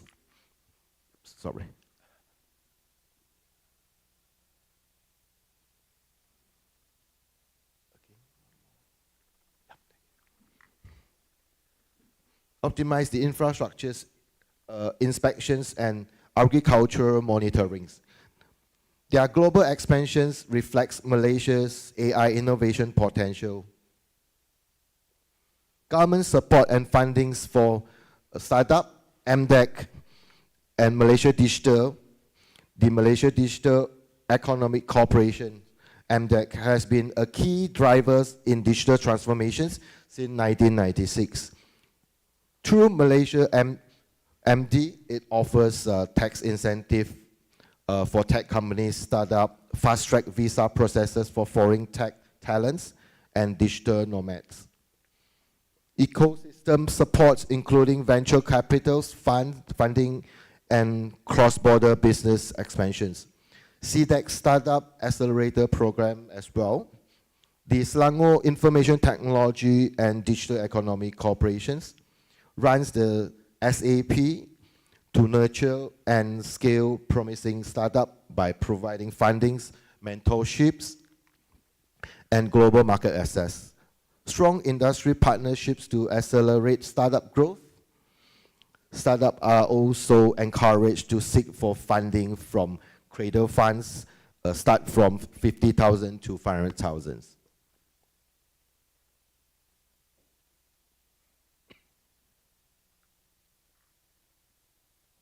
And now I want to talk about how Taiwan-based startup can expand into Malaysia and ASEAN. Leveraging government support, tap into MDEC and CDEC initiative for fundings and expansions, collaborate with fintech and AI ecosystem, engage with local fintechs and AI firms to localize solutions, establish local presence and partnership, work with Cyberjaya innovations, hubs and accelerators.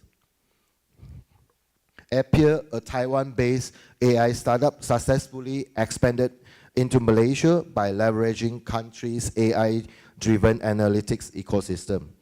This helped unlock new customer segments across Southeast Asia, proving that the right market and entry strategy can transform a business. To wrap up, Malaysia is a rising digital powerhouse. It offers fintechs, e-commerce, and AI-driven opportunities with robust government support, ASEAN digital economy is evolving rapidly, making now the perfect time to act. Yeah. A sincere appreciation to MDEC and CDEC for their unwavering support, which has been instrumental in accelerating, rewarding me growth and success. Additionally, I would like to thank TCA, Starlight Terrace, for their invaluable support in facilitating our expansion in the Taiwan market. And see you guys soon in Malaysia. Thank you. Thank you, Mr. Wang, for that engaging presentation. And next, we're honored to welcome Dr. Hank Huang, Vice President of Innovation at NYCU. Today, he will share his insights on Taiwan's innovation landscape. Please join me in welcoming Dr. Huang. Okay, thank you. Allow me, actually, this is the first time I use the AI to generate slides for me. I try a lot. Of course, you can see some value here have been created because you have to put in the right information to create. But it do it very quick, right? So I just spend, the most important is the information. Second is how to fix some of the problem. But unfortunately, for some reason, they always come up with some typo, right? You keep fixing it, you keep changing. But anyway, if you see typo, it's not my fault, okay? All right, we are doing this from a university perspective because NYCU is very strong in the industry sector. We are start with a semiconductor, so our alignment is quite rich as today. So, and also we merge a medical school, Yangming University. So we're also strong in smart medical. And there's our donation for AI. So we are very strong in the AI initiative in terms of all the computation power. If you from that perspective, we are kind of unlimited to use the AI resources. And longevity is our strength for the future, also for university. So we are kind of focused on the starting from the semiconductor and smart medical. Everything we do associated with semiconductor sounds like everybody kind of agree. So there's a lot of initiative that start up associated with semiconductor IC design and then enable the AI so-called smart medical. Okay, so after the Dr. Lee, the General Director Lee, there's not much I can say because we're indeed very strong. One time I showed the slides that in the so-called the semiconductor area or the ICT industry, our alumni so strong, like Foxconn chairman, TSMC chairmen, all our alumni. And we kind of like 65% is active in the science park. So that's how we actually be more influential in the so-called industry sector. And academic leadership, of course, there are 4 universities, top universities in Taiwan now from the technology, but we are so indeed in lead in the innovation side. Global position is what we plan to do because we are not so interested only local, right? So the reason we actually collaborate, also participate, is how we to reposition our global position. But they have to find a way to do it. There's a strong growth in here because we see quite a few speakers talk about the growth actually dominate the percentage of growth in Asia. The semiconductor, we do this so-called attraction. So everybody come for the semiconductor. We actually get a very good talent to come for semiconductor. But Taiwan is not only semiconductor. Turn out they found there are so many things that can engage. Once they're the first time here for semiconductor, they found something else also together with us. And so the science cluster is very strong because we have the so-called STEM program, push a lot for female, especially because we're seeing the Taiwan still short of the talents. We have to push very hard in terms of the various talent from interdisciplinary, the female environments, and so on and so on. Right, so the policy is very strong because as we mentioned, the TSMC actually generates like 100 million every day. So when you wake up, there's 100 million extra NTD dollar for the investment, right? So from that perspective, besides the policy, there's a tool for fundings to really make it happen. Staff program is very diversified in terms of the different ministry actually have an involvement of the startup ecosystem. Each ministry at least 10 billions investment matching fund together on the different business sector. And so the financial support is also sufficient, the way I see. But only question is that do we have a good startup? The start can go abroad. So in order to do so, I think we are not only look into the local partner, we are looking for the international partner to make it happen. But still, there are always some problem, right? So you cannot say the staff just go and they will succeed. They have to find a so-called culture change, right? So the staff have to make some change in culture. They have to kind of immerse the global needs, not just do whatever they want to do, right? So the thing that we have been created, or the Taiwan have been created, indeed there's our incubator, accelerator, co-working space, mentor. There's a lot of initiative to help. I think that we certainly see some improvement, but will be sufficient, maybe, maybe not, right? Because of the diversify of the structure of the company, the who actually have a global experience is still not there, the way I see, right? So I think we still need to continue effort to actually collaborate with our international partner. All right, so the big push, the talent, because I think we can say maybe 100% of students can go to college, right? Good or bad, that's another story, but they actually a big push in terms of education system. Of course, they are very selective as today for top university. So how they can make a difference, that we actually need to see how it works. But continuously, we are pushing more. As I said, the STEM program, we actually have a program sponsor, 100 Lab, in a different sector, just to make sure they actually go to the high school, go to the not kindergarten, it's the junior high, to make sure they are not afraid of the STEM. They have the option to participate if they want to. Okay, so the academia is a kind of very deep tech in a sense, right? So if you think about all the 70% PhD actually in the university, consider that if you want to do something different, more destructive, I don't want to say destructive, but it's like, something more meaningful from a technology perspective, most of it will be from the university. So that's why we actually, government-wide, also push a lot, give a good funding for faculty member willing to do something else besides what they are doing as the teaching, as the research. Global partnership is also critical, but again, there are so many global partners, right? So we can participate in events, but we are not so consolidated a relationship. So I think the knowing each other, how to do business together, kind of important. So the relationship in terms of maybe build on something trust, beyond the trust, maybe some business model to collaborate.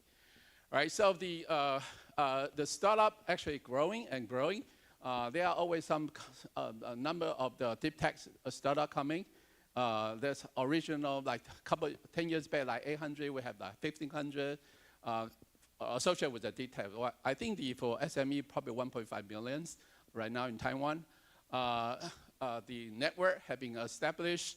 Certainly the public access have been more available as today. So I think as I kind of said that we are not quite short of the funding to support, but we are kind of short of the good company to go abroad. Okay, that's something we had to figure out. This is kind of just tying to the theme here, right? Because we already done that more than 10 years. So we'll continue to participate in this kind of effort. And also there's a big commitment from the industry sector. They want to have a so-called net zero transformation actually been done. That's why the general director just showed there's a lot of purchase from the corporate VC to buy energy because they need energy, right? So you can find they actually merge a lot of energy company actually do the trading. So now not only for the trading, the growth of the company, they need a green energy. Okay. Then I talk about a little bit university. Actually, we have a few operations. Right now, I'm taking charge of the so-called Office of Industry Academic Co-Creation. So the idea is co-creation. So we actually give a proposal to the government, say, how about let's do the Global Talent Co-Creation Program together. So we are not only do soft landing to help a company to come to Taiwan, we want to be a stakeholder. But to become a stakeholder, they need trust. So they have to come, we actually participate in a very different way. University actually have a good place. to do so, because as a business, we talk about business, right? So we talk about partnership in the early stage. So we actually collaborate with quite a few universities. Actually, as today, we try to do some co-ownership of the IP, co-ownership of the research, co-ownership for the company, if there's such an opportunity. So another one that we kind of strong in the so-called IIPS is the accelerator program. We actually quite a few. I'll explain a little bit more. Corporate, because we all are very strong. We got various donations for different purposes, right? The whole idea is to sustainability for the regional development, the talent engagements, the global expansion. So that's we did a lot for that. This is really at the TTA. The TTA is also a very good program to actually engage an international partner. So we actually involve more than 100 companies every year for various programs. Which we're very quite serious about 30 companies for the investment, business engagements. We actually specialize in a few areas like ESG, aging, sports tech. I think we're probably the best sports tech accelerator program in Asia. I will explain. Global expansion, that's why we managed to do so. So we actually have 130 companies, actually from 25 countries, participate every year. Every year probably select another 20. We try to slow down a little bit, so every year probably select 20 startup, 10 from global, 10 from Taiwan. I think I see the huge benefit for both, right? Because originally we actually engaged the Europe as well. The little bit challenging to do so because the culture issue, the sports type issue is very challenging. Then we kind of shift a little bit to Asia only. Found it's very success in terms of the cultural engagement, the regional development, and also the collaboration is very easy for business purpose. Also, we set up the so-called policy network, sport policy network. So we actually work with a commissioner as well. So we kind of do two things, right? Try to really fundamental change the concept of innovation on the sports, right? And the second is for the business engagements. So, and then we continue doing so by cooperate with Innocom, which they have like, I don't know, 140 billions operation last year, all right? They are pushing very hard in terms of ESG initiatives, so we actually collaborate with them. Aging is something very urgent need for Taiwan. We also participate that. The Taiwan have two systems, National Taiwan Hospital, General Veterans Hospital. The two systems we belong to General Veterans Hospital. And then there's an international hub we are doing now. Okay, so this is just a quick example. We have two companies recently get funded. It's a 10 million USD. Every year probably engage 20 to 60 million USD fund for the startup. And hopefully we actually can help them not only for the funding purpose, but with some sort of the fund engagement, we kind of can bring them to the globe. There's a few initiatives, semiconductor related, is what of our strengths. We are continuing doing so. The AI is another strong, because we actually, TSMC, UMC, MediaTek in general, they work with us. And we always have, we have a few that university level research lab collaborate with them. As I said, the AI is everything as today, and certainly semiconductor-based startup is also our strength. AI is everything right now, especially for the healthcare. We are initiating a lot of, there's a like huge program for the AI in the medical side. We also take some leadership on that too. There's a program actually being engaged. You can do soft landing, you can do the talent exchanging, and obviously you can also push in terms of talent exchanging. This always be continue doing so, but my job is not only for collaboration in research, we actually try to create the impact. The impact mostly from my case is startup. Okay, this is continue to have consolidated our international partner. Today I met a few here, so hopefully we can set up the thing together. And the partner that I'm looking for, or we can actually collaborate, is really help the regional business to the regions, right? So I'm not saying only like come to Taiwan. Actually, I come to Taiwan and go to India, right? Because India partner. I come to Taiwan and go to Japan, and we have Japan. So the program that we have been created is that everybody bring two top company to Taiwan or to the region, and then actually give the offer to the company, say, I invite you to Taiwan, I invite you to Japan, because you are the company more suitable. That's how we are going to build together with all our partners. We are not selfish, only come to Taiwan, but we actually, hopefully, everybody bring the best, go to the region that they are more suitable. So, right, this is just one example that we are trying to build. The company or the region that I would like to build is very consolidated away from the Kyushu. Originally, we actually do the Tokyo, but it's not so successful. They are looking for corporate. But we start from Kyushu and Shanghai, so they are top universities, Tokyo University and Kyushu University. And so turn out we work very well, extremely well. So we have more than a dozen actually located in Japan. Certainly, a few of my company, I set up a few companies, all invested by Japan. And then so we work very well. And from region to corporate to the government level. So I think as today, we are very confident we can actually bring you to Japan. We can going to introduce good relation or investment for you if you're willing to collaborate with us. Okay, that's one example. So again, I'm trying to emphasize the semiconductor is an attraction for international talents, corporate. There's whatever conflict, TSMC is everywhere now. But again, we have 30 faculty members actually work with the TSMC. We have 200 faculty members in the semiconductor, 2,000 students every year associated with semiconductor, right?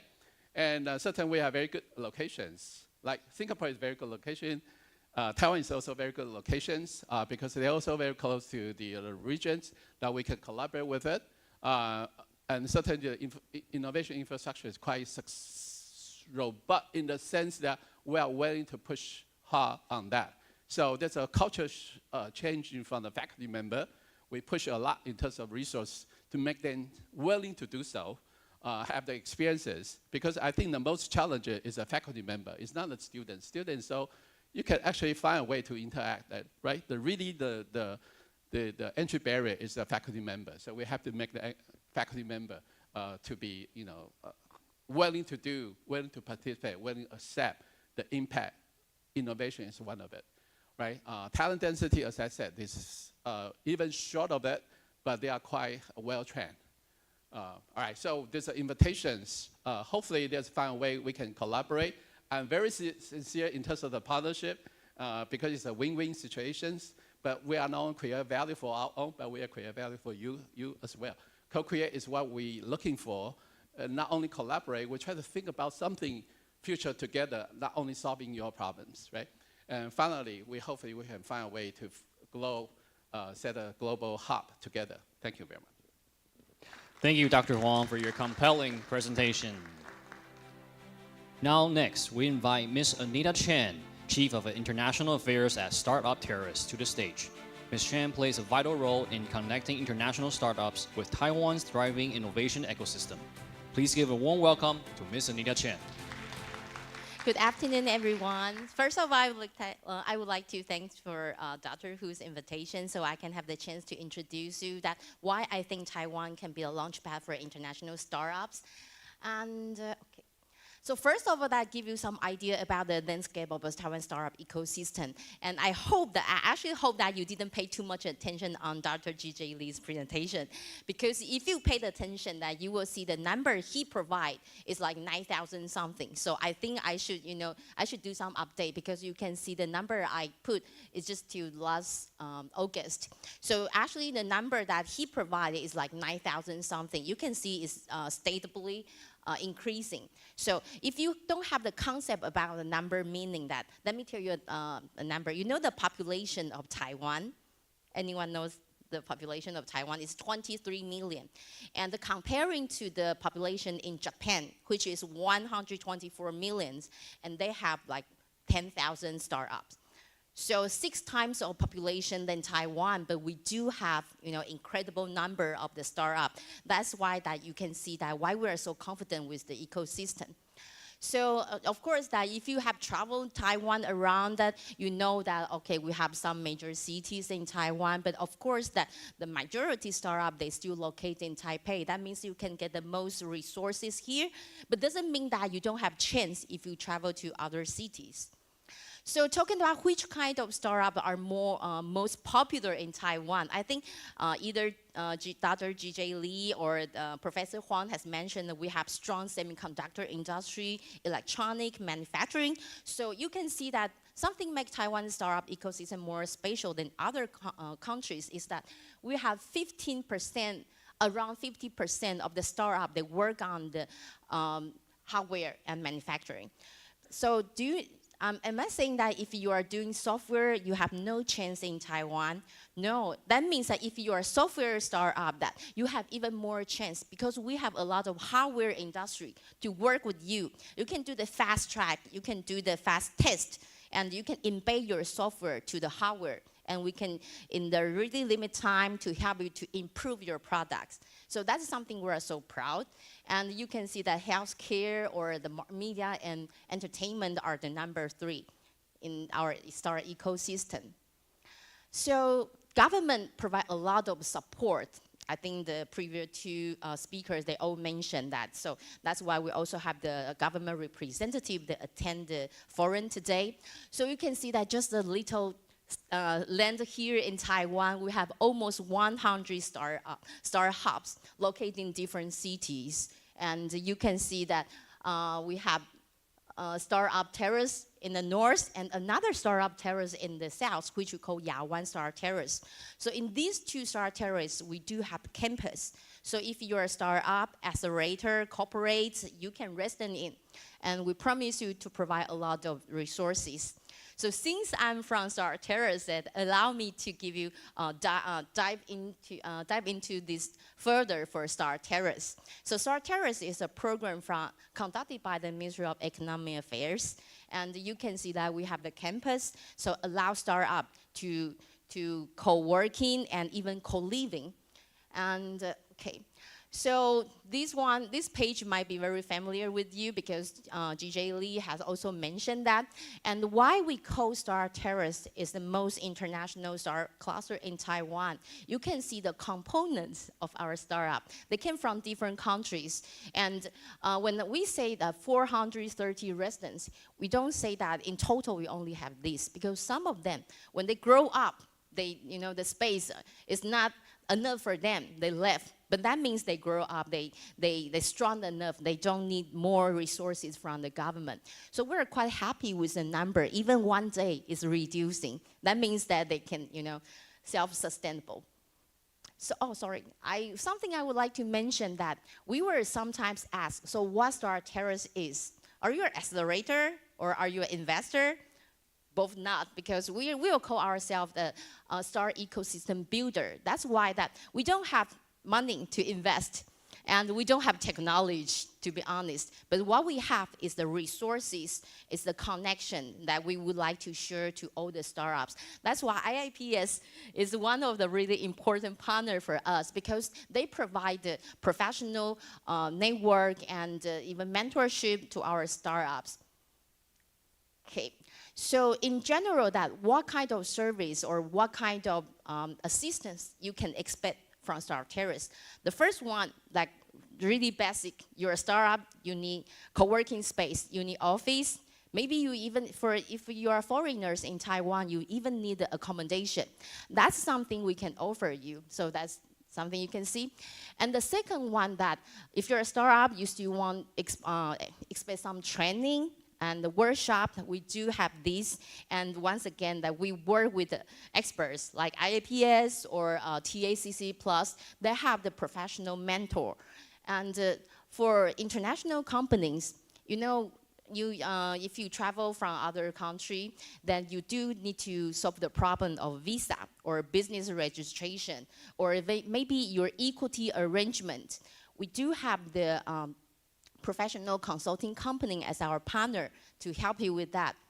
And the third part, we call it POC and matchmaking. So proof of concept, POC, is that if you're a startup, you have great solution, but how can you prove that it really works? You need to do some experiments and show them the data, show them the outcome to convince them.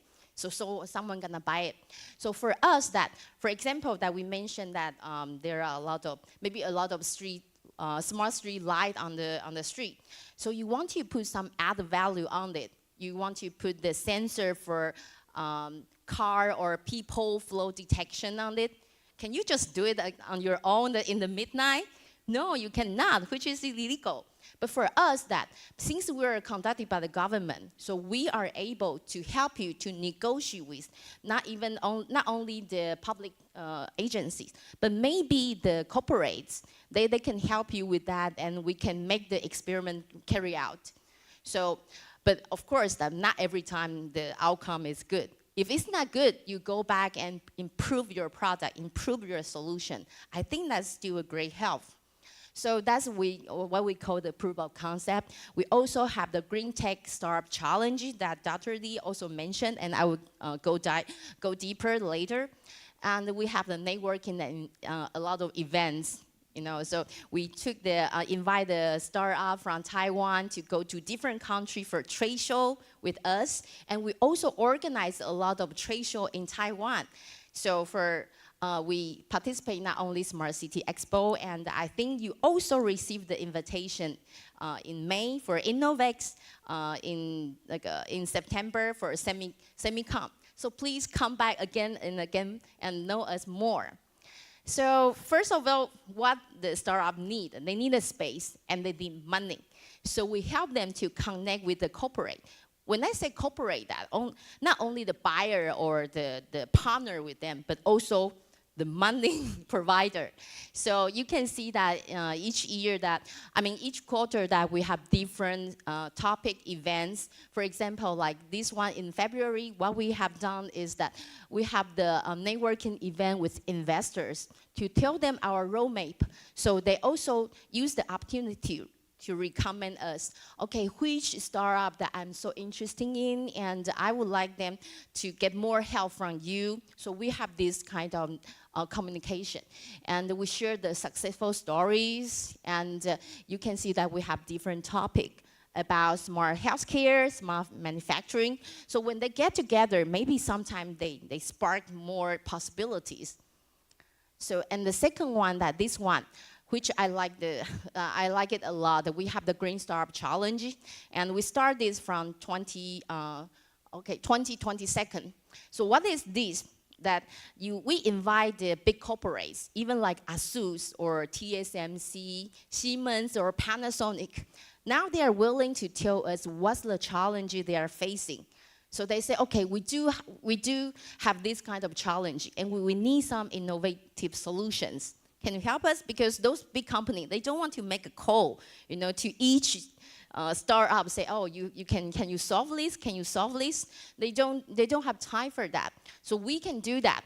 And so they tell us what's the difficult they are facing, and we help them to call out the solutions from those from startups, since we have the big data pool, So when they say, oh, I want to improve the process, how to purify the water, how to save more energy for my company, we do have some numbers in our mind that we can remind. And of course, that's a competition. They need to pass the competition, and they do the experiments, and they get to really work with those companies.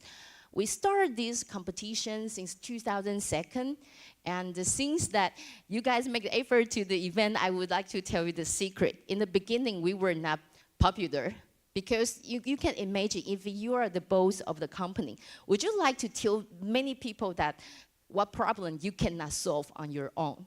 That's the problem, right? So we do spend a lot of time to earn their trust. And after the first year outcome, they realized if they are willing to tell us, and we're really able to help them to find right solutions, so they want to take the risk, to open mic to everyone what's the problem they are facing, because they have the trust on Starterus. And I'm happy that because since last year, even the city, they joined the competition. The city is willing to tell us that what problem they are facing. So Selangor of Malaysia, they joined our competition, and this year we also have the collaboration with them. All the the challenge they are facing will be announced since April, which is really soon. So if you know any good solutions, please tell us that we can't wait for that. Okay, so we also have a lot of international friends, and I especially like the idea, like Professor Huang just mentioned, that we don't want international company come to Taiwan and try to convince them Taiwan is the destination for your business, which is impossible. We are not big enough, so we know that. So why we want to invite them? Because we want them to think that Taiwan can be a hub, the hub that I can meet someone else in the world. I'm not going there just for Taiwanese market. I have something better, even bigger for me there. So we make a lot of friends internationally. So if your organization or your country haven't shown on the map, please come to me later. We would like to build up more collaboration with you. So you can see that we went to a lot of places, and whenever the delegation come to Taiwan, we're more than happy to receive them, to introduce ourselves. So just for this year, that we have been CES in Las Vegas already, and we are going to New York in May, and going to the CE region, which is Poland, in May, and going to going to US in June, and going to Malaysia in October. So if we are not going that country, you can come to us or feel free to set up any online call so we can know each other. So that's the recap of our some of our outbound programs since 2023 after pandemic. So we traveled to different countries, the friends from different countries, and we are not bringing them to do the tourism only. We did sometimes, okay? We enjoy your cities. But the most important that we really help them to do some business. So the numbers are something we are really proud, because the delegation of the startup, they joined the program. They also did really a lot of effort. So talking about that, we say we want to send the invitation to international company to Taiwan. We have the soft landing program as well. So this part, we have 2 batches per year. The first batch, unfortunately, has end of the submission. And the first batch, the topic is about manufacturing. And as I mentioned, that we always work with experts. So the first batch, we actually work with IAPS. They're gonna provide the most solid workshop for the startup. So what you will get if you get selected for the program, you will get a round ticket from wherever you are to Taiwan, and the 3 weeks landing in Taiwan, that all the matchmaking, all the business development opportunity or trade show opportunity will be provided by Star Terrace. It's like you get a free BD person in Taiwan, that we make the cold call for you and arrange the meeting, arrange the logistics for the business visits for you. The topic of the second batch is about the healthcare. So if you know any international company work on this part, remember the number I show you, that's the second popular topic of Taiwan's startup ecosystem, and also investment, actually. So ask them to come to us and invite them to join the program. So that's, and they will be landing in October. So welcome. So again, the recap of the soft landing program. We invite those friends. Of course, we really had fun with them. But more than that, really, we push them so hard, keep them so busy during their stay in Taiwan. So far that you can see that 2 batches per year. So far we have 4 batches already from 21 different countries. So really diverse. We also have the startup in the same batch. They make business between each other. And A become B's distributor in his country. They sign an MOU, start the manufacturing collaboration. So that kind of possibility is something that we were not expecting, but it happened. So you can see that, okay, they have, a lot of business case, and we kept them busy. You can see that one-on-one matchmaking with corporate, with the investor, the visits and the trade show and the workshops.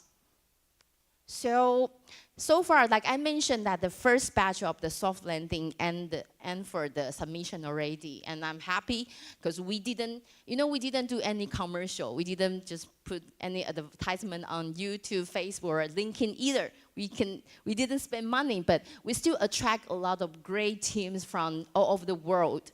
You can see that really diverse from UK, from US, Poland, Chile, Australia, etc.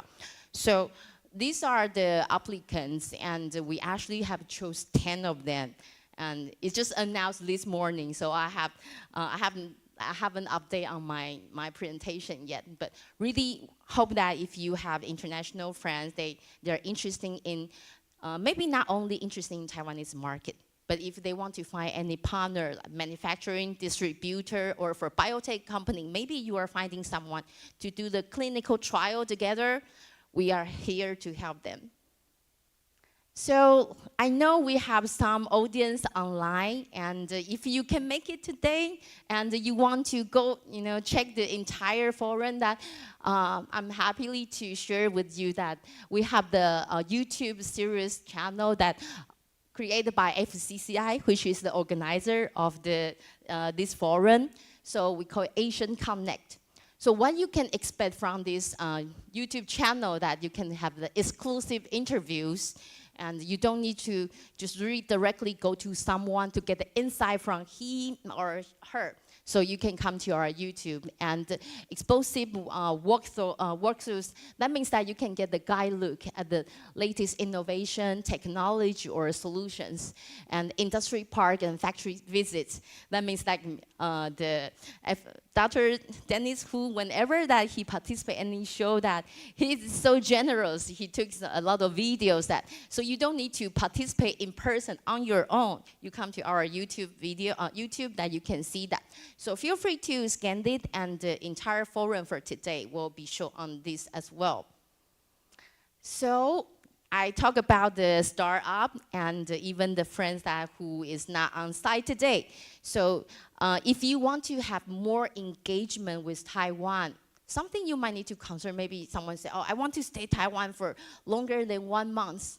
Visa could be the problem. So I'm just share a small tip with you, that's so-called Taiwan Gold Card. And Gold Card sounds really, privileged, but it doesn't like green card. The green card from US to require you to stay in Taiwan for certain days. You don't need to, but you can still get that. So what is this? And it's an invitation for all the talents here. With Gold Card, that you don't need any working permit. So you want to start your own business, yes. And if you want to be hired by any companies, that's good. You want to start your own business, that's even perfect. So that's something that can help you to solve the visa issue, and also help you to, you don't have the limit of the stay in Taiwan. You can stay as long as you want. So some benefits of applying Gold Card is that you can access to health insurance in Taiwan, and you got the fast track of getting the permanent residencies in Taiwan. Your family can get a family visa as well.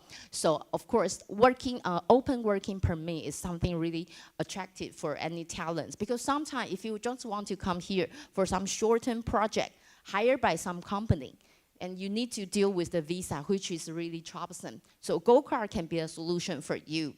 So I'm sharing this because I thought maybe some of you, if you want to have more engagement with Taiwan, that's a tip for you. And for this topic, you can still come to me. So thank you for your listening. That's the wrap up for my presentation, and looking forward to have more communication with you later. Thank you. Thank you, Ms. Chen, for your valuable perspective. Now we move on to our panel discussion, where we will explore key challenges and opportunities in startup ecosystems across Asia. The overarching theme of our forum today, startups and innovation cooperating in Asia Pacific, reflects the undeniable truth that innovation does not happen in isolation. As our speakers have shared throughout their sessions, the success of startups in the region depends not just on individual entrepreneurship, but on building strong networks that transcend borders. The challenges and opportunities facing startups in different parts of Asia are interconnected, and cooperation will be the key to overcoming the hurdles of global competition and an ever-evolving digital landscape. We are honored to have Dr. Dennis Hu, President of FCCI, as our moderator for this session. Joining him on stage, we have our esteemed panelist, Dr. Peter Xie, General Partner of ARM LOT Capital Partners. And next, I'd like to invite Ms. Ansaikan Vicky, co-founder of Infosoft Institute of Technology. And next, we have Mr. Wilson Koo, Regional Director and Head of Continental Copace. Let's give them a warm round of applause as they take the stage.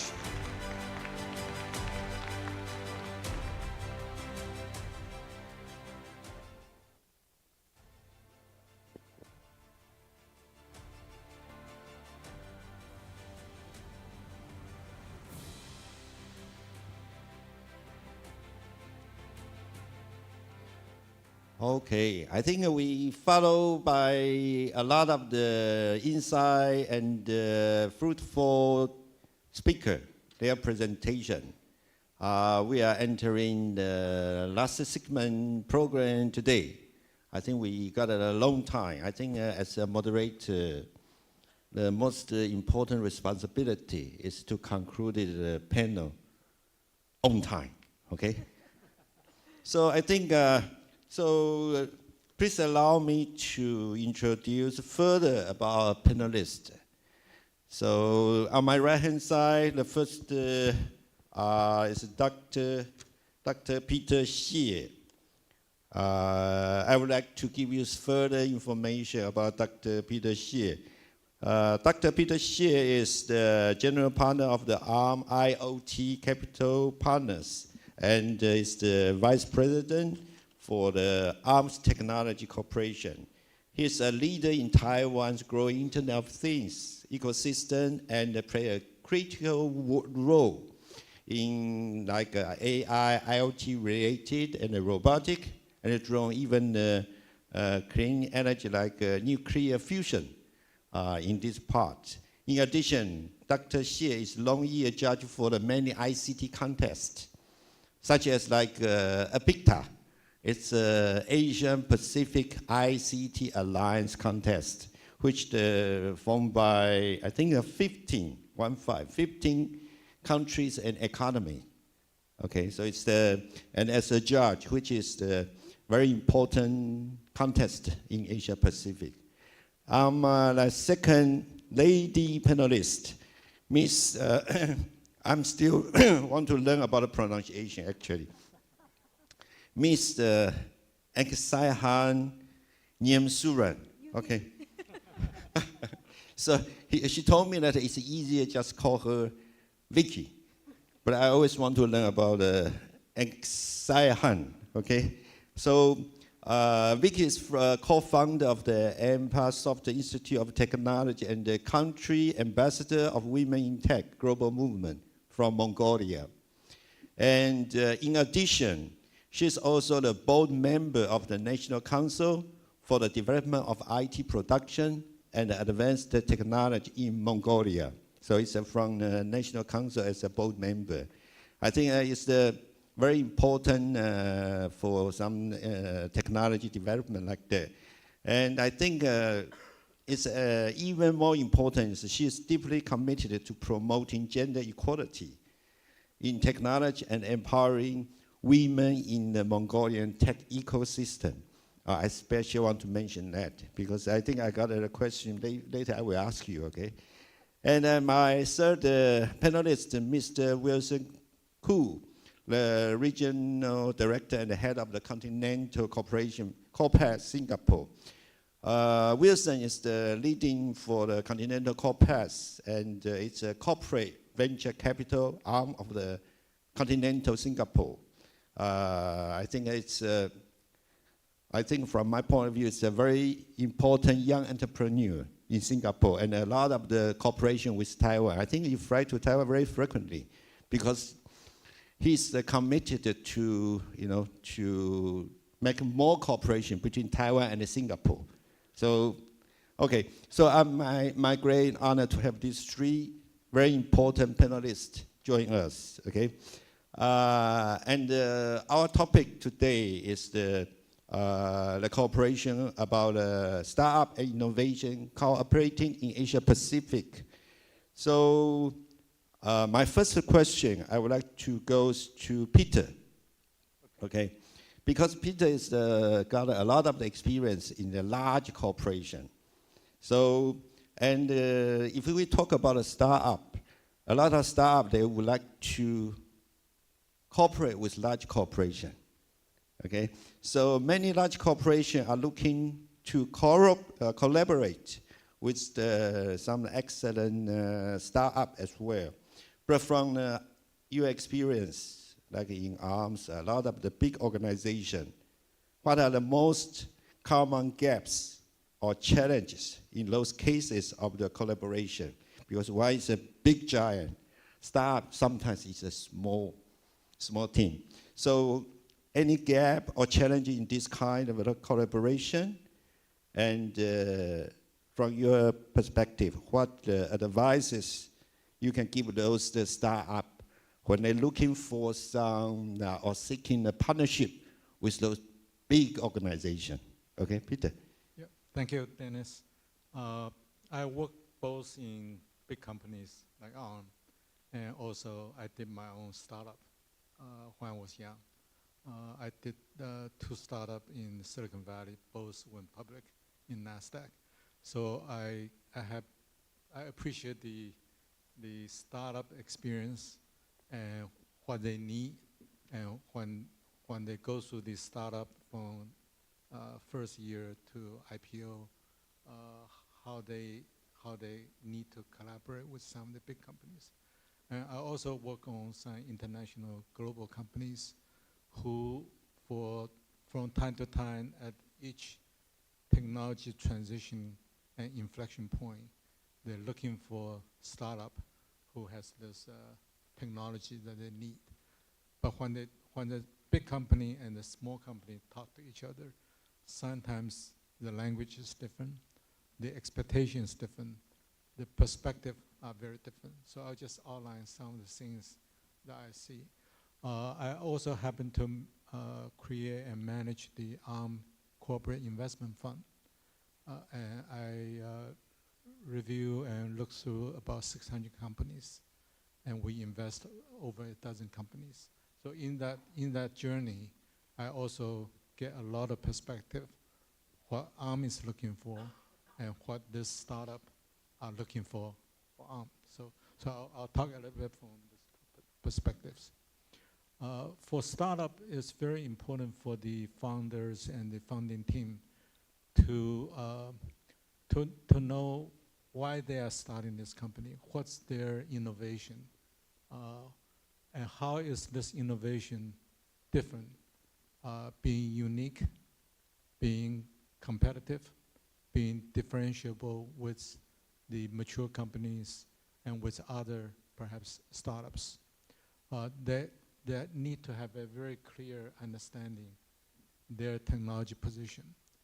And given that, then they have a clear preparation for IPs, patents, papers, wherever those unique technology, how do they protect those IPs? Sometimes they go out to talk to a big company, but they don't have a single patent, okay? And they'll be in a very awkward position. Then they need to have a very clear and sound execution plan, okay, with milestones and schedules, okay. If they don't know how to write those up, they can talk to, I think in Taiwan there's a lot of these bodies who help startup company to do that. So having a clear business plan with schedule and milestones, they can then talk to the big companies much easier. So having those, then they need to have a good, clear picture, the resource that they need. How much capital, what kind of talents, and what kind of partnership they need. If they have clear picture of the resource management, then when they talk to big companies, they know what to ask for. They know if this company can provide the kind of resources they need. They also need a clear picture of the risk that they will be facing and what that means to their deliverable. So if I switch to the other side of the table, if I'm a big company, usually when I'm looking for a small startup who has a unique technology, I'd like to know what they can deliver in what time. And is the function pretty complete? Or sometimes they only deliver a partial function, okay? Because out of resource or out of talents, they cannot do the whole thing that they talk about.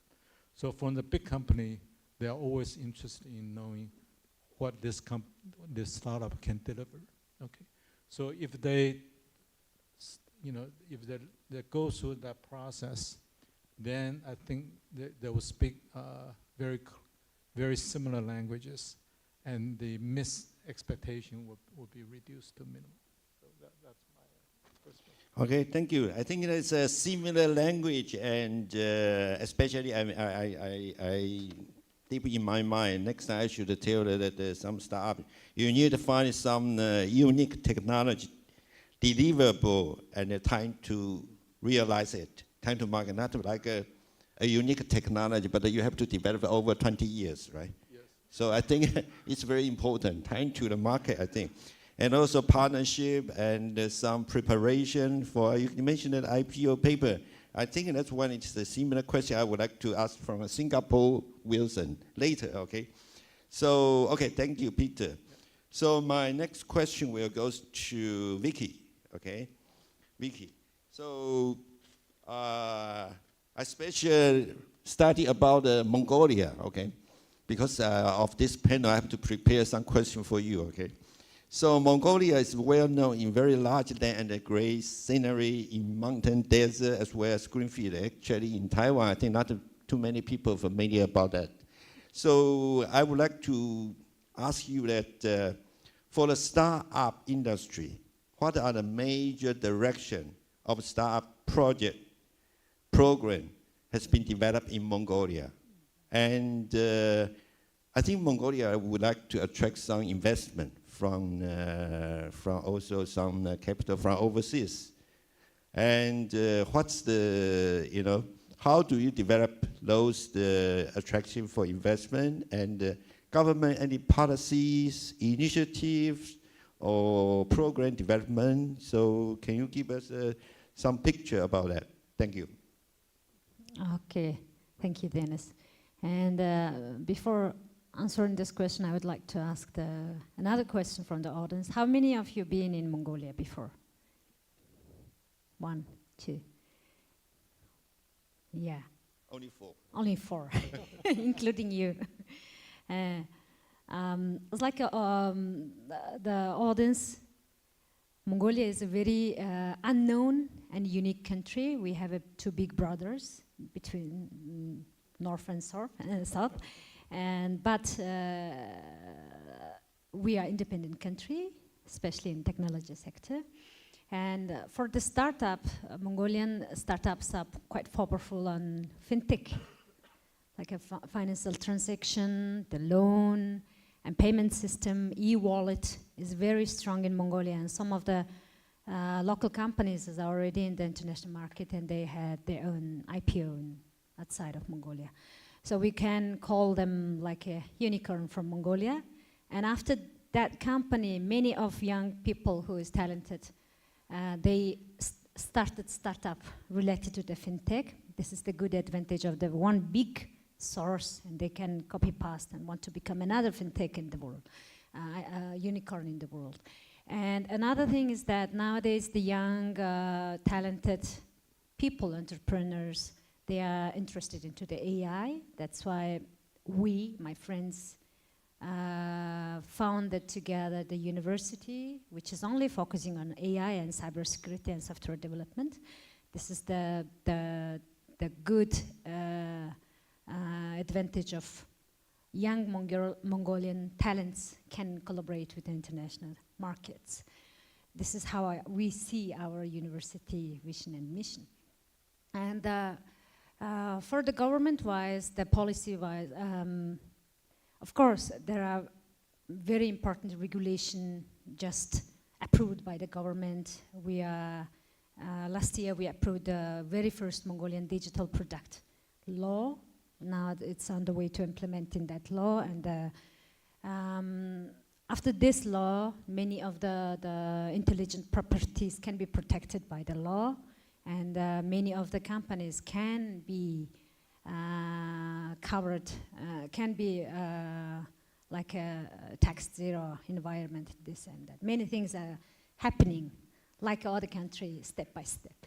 And another nice thing in Mongolia is that Mongolian government implemented e-Mongolia platform for, Mongolian population is only 3.5 million, but all the people's, the data and everything is on the one platform, so the regular citizen can have the government services very easily, and it's also help us to give the digital literacy to the normal citizens of Mongolia. So this is how Mongolian technology and startup environment. So of course there is we are talking about ecosystem, this and that. So we are developing as like other countries. Thank you. Yeah, okay, thank you. Yeah, I think it's, I'm quite surprised that that's the AI, cybersecurity, and the fintech is some major direction in Mongolia. I think it's also in Taiwan, we got a lot of the startup innovation project in AI, cybersecurity as well. I guess in the future, perhaps like a startup terrorists can have some cooperation with Mongolia, perhaps some, some soft landing to Mongolia. Okay, yeah, this one will be like some future cooperation plan as well, I think. And also regarding, you mentioned like digital literacy, I think Taiwan also got a lot of experience in a short-term digital divide. So to upgrade education in digital and some make the digital knowledge popular. I think it's another topic we can explore in the future. No matter what the broad between that, okay? So that's no problem. I think in industry cooperation should be okay, that one, okay? So, okay, so my third question goes to Wilson, okay? Just like as the Continental is got a lot of the investment in and the project, investment in startup or other innovative project. From investor perspective, what are the key factors or main consideration when you're evaluating potential startup project? Because you are evaluating a lot of the project and see many proposals, I think. What are the key points or key preparation? Just like Peter mentioned, like some preparation. I mean, from Singapore, from your continental point of view, so what's the key point, what key preparation the startup team should aware and prepare, keep in mind like that? Could you share with that? Of course, of course. I think Peter has already put some of the factors over there. But it is important that for startups to understand, first of all, what is their innovation, right? The unique selling point, as Peter mentioned, is part of the most important factors that you have. For startups, they have to first understand who is their audience. That's important. A lot of startups doesn't really know who their audience is. They have a generic deck, and they present it to the government, they present it to their investors, and also to the enterprise. That's a wrong approach, right? For the financial investors, their importance is that how do they get back their ROI? For guys like us, in terms of technology, right? We're looking into innovations where what is your technology roadmap? How is your technology unique, and how is it possible to be synergizing with our products and services? What's the value that it can create for companies like us, right? So one very important thing is identifying your unique selling point that is close and relevant to your audience. That's number one. Number two, preparation of your storyline, right? Coming to me and saying that I am unique in this and that without a storyline means nothing. I want to understand what is your directions, what is your current situation, and how do you reach there? By this approach, how is it that my company and yours can synergize and work together to reach the point that you are looking for for your company? And how is it that benefiting for you and I, right? So this is the second point that I say, the storyline itself. Thirdly, practice, practice, practice, right?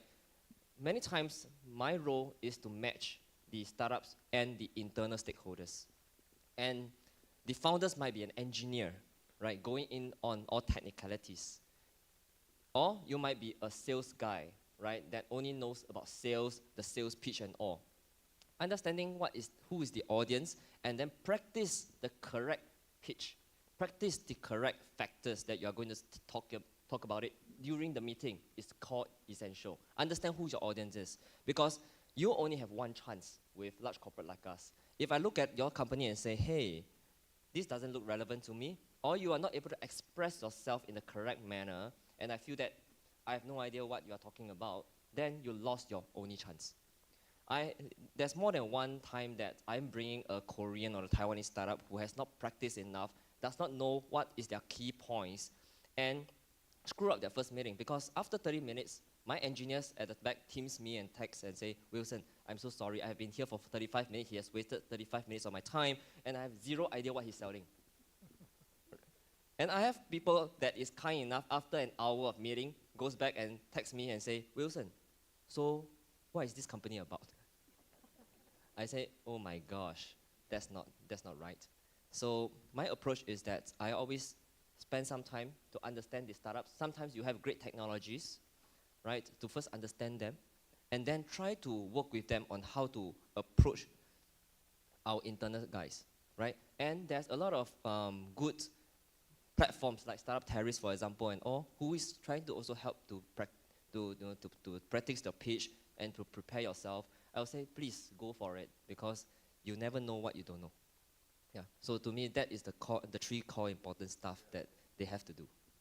Thank you for you sharing the three core points. That's why I think I would like to ask this question, because many people, some startup team, they ask me this question, because last time when we do some pitch, and the total time is only 5 minutes. I'm just wondering how the startup team can, to summarize three core points, like you said. Okay, so I think I needed, what do you call that, the word, practice, practice, practice. I think it's very important to those startup team and some project about that. Maybe I can add a bit, this just one line, right? I always say a good pitch is like a skirt, a pretty lady's skirt. Long enough to cover the essentials, short enough to raise the interest. Let people be interested in you. Don't pitch your whole deck, right? Let them say that, I'm interested in you. I would like to understand you better. Let's have another meeting. All right, it's a very innovative example then. Full of the creativity, right? Okay, thank you, Wilson. So I think my next question goes to Peters again, okay? As you traveling around the world, I think a lot of the high-tech meeting, conference, enjoying a lot of the discussion workshop in Silicon Valley, United States, and Europe, London, and also Southeast Asia, a lot of the country, very knowledgeable. So from your perspective or your thinking, okay, in the next 5 years, what industry, technology, or domain do you believe we should pay more attention, which is kind of a trend, to keep tracking the trends for exploring more startup opportunities? So I think we can have some like future tailing, right? Give some examples to some startup innovation when they are looking for some direction. Could you elaborate some? Yeah, thanks for the question. I'll share my perspectives, but by no means this is a complete. I'm sure people see different opportunities. I start with my latest two projects. One was in ARM. One was taking ARM in addition to the smartphone space, into server space.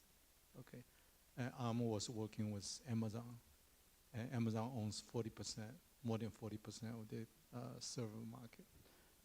While ARM penetrate into... Sorry, I want to interrupt one thing. I just remind, okay, I don't want to ask you to keep some non-disclosure information, Yeah, okay? no, this is all in history, okay?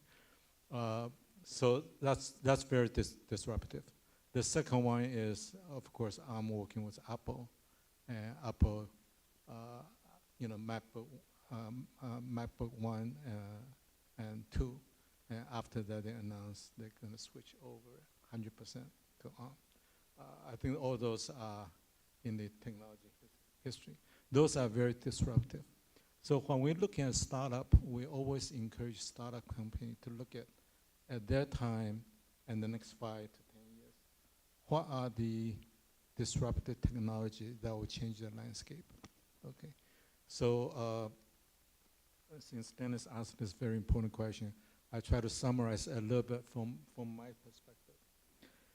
I think AI is one foundation, and I really admire Jensen spending almost 18 years before he made the first dollar on AI. And we also see that when the first AI rise, a lot of investors jump in, but most of the companies did not make money, okay, and fail. And then the second wave, the LLM appeared, and then everybody jumped in to buy GPUs. And even today, I think NVIDIA is worth $3 trillion, right? Market valuation. So those are very disruptive. But I think there are more opportunities than the GPU. Okay? GPU, as we IC designer and computer scientists know that it's still based on the control flow architecture. Okay, and it with parallel processing, it probably solves the computing problem, but the data movement problem remains there. Okay.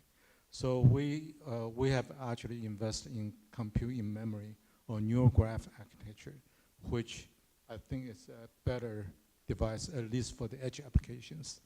So I would say that in the AI space, there's still a lot of opportunities, especially for the low power, high performance edge applications. Okay. And then all these mobile devices, robots, drones, maybe even submarines, all these mobile devices, we'll see it will surge in the next 5 years. Everybody carry a one phone in the pocket, but everybody probably needs more than one, maybe 2 or 3 robots in the future. Okay, so that's a huge market.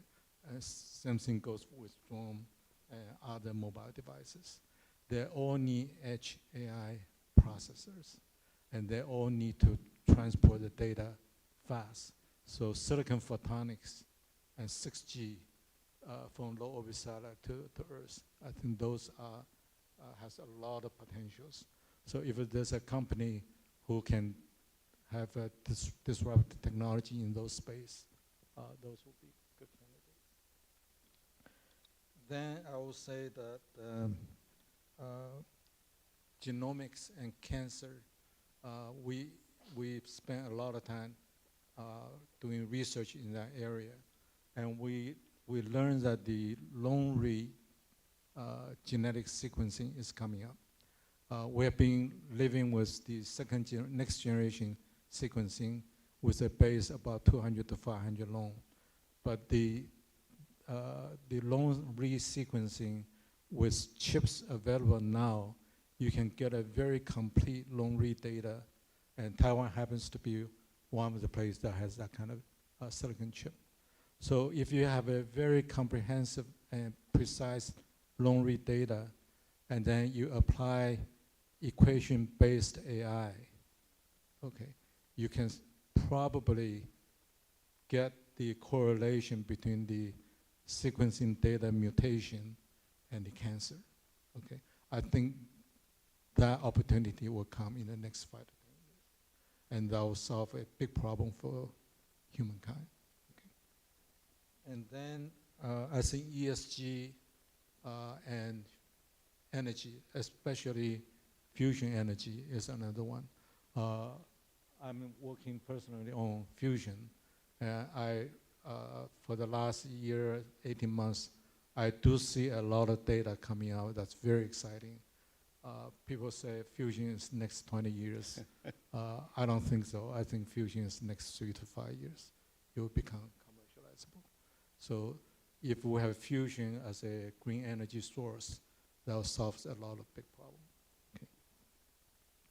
And then finally, I think a lot of smart cities, smart factories, smart agriculture, smart textile would also benefit humankind.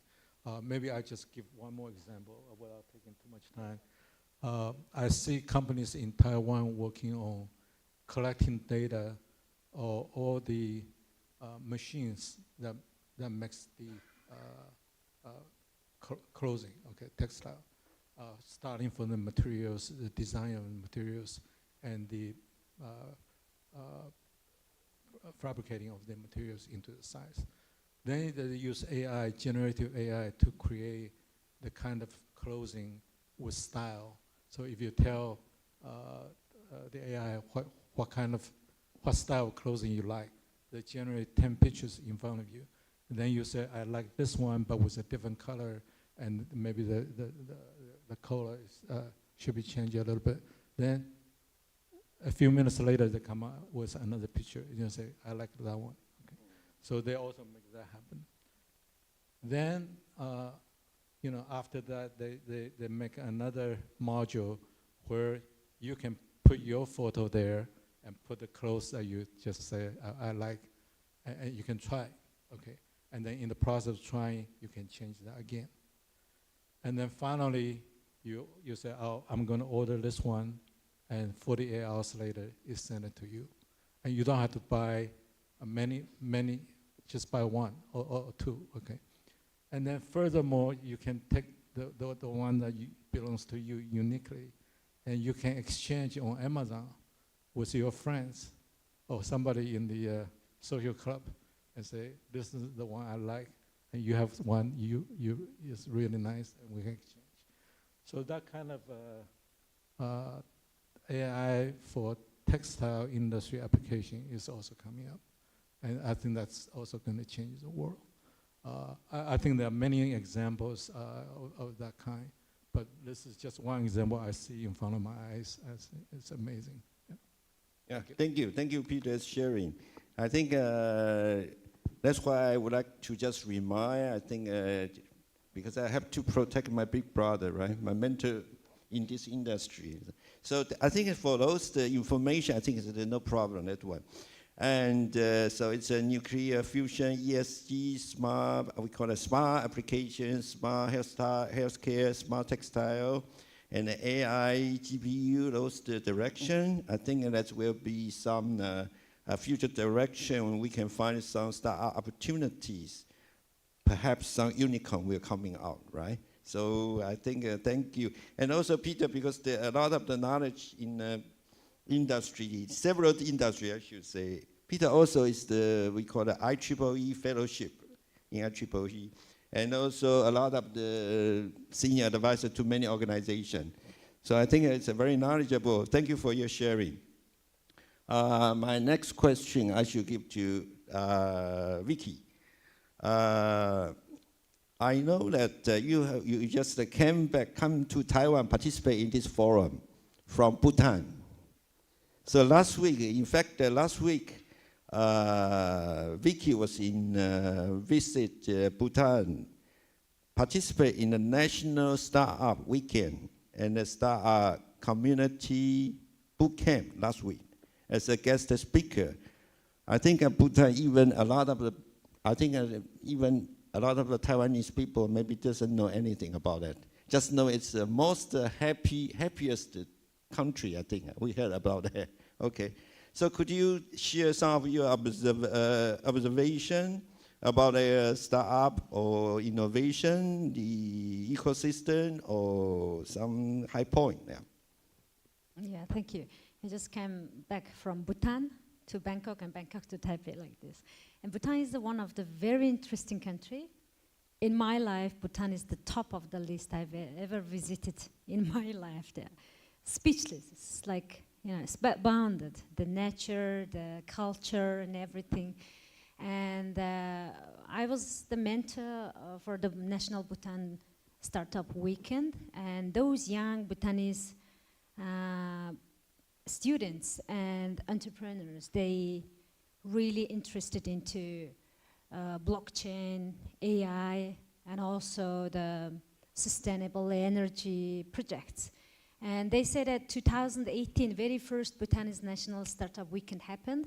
That time, many of the young people had an idea to how to automate the kitchen equipment to make French fries easy way, something like that. But after a few years, 2025, their idea has changed a lot. Their idea is how to develop their own country, how to contribute their skill into that development of the technology sector in Bhutan. So another thing is also when we organized that Bhutanese National Startup Weekend, most of the ministers, they came, even the king, His Majesty also showed his respect and everything, and they organized the event the best way. So I think that we know about the Bhutan as like the happiest country in the world, also the one of the top country, which is the mining, the crypto, mining country, right? Yeah, and not mining, that, what is that?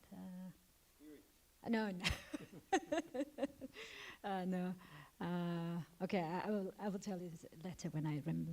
And also the hydropower is very important in the Bhutan also.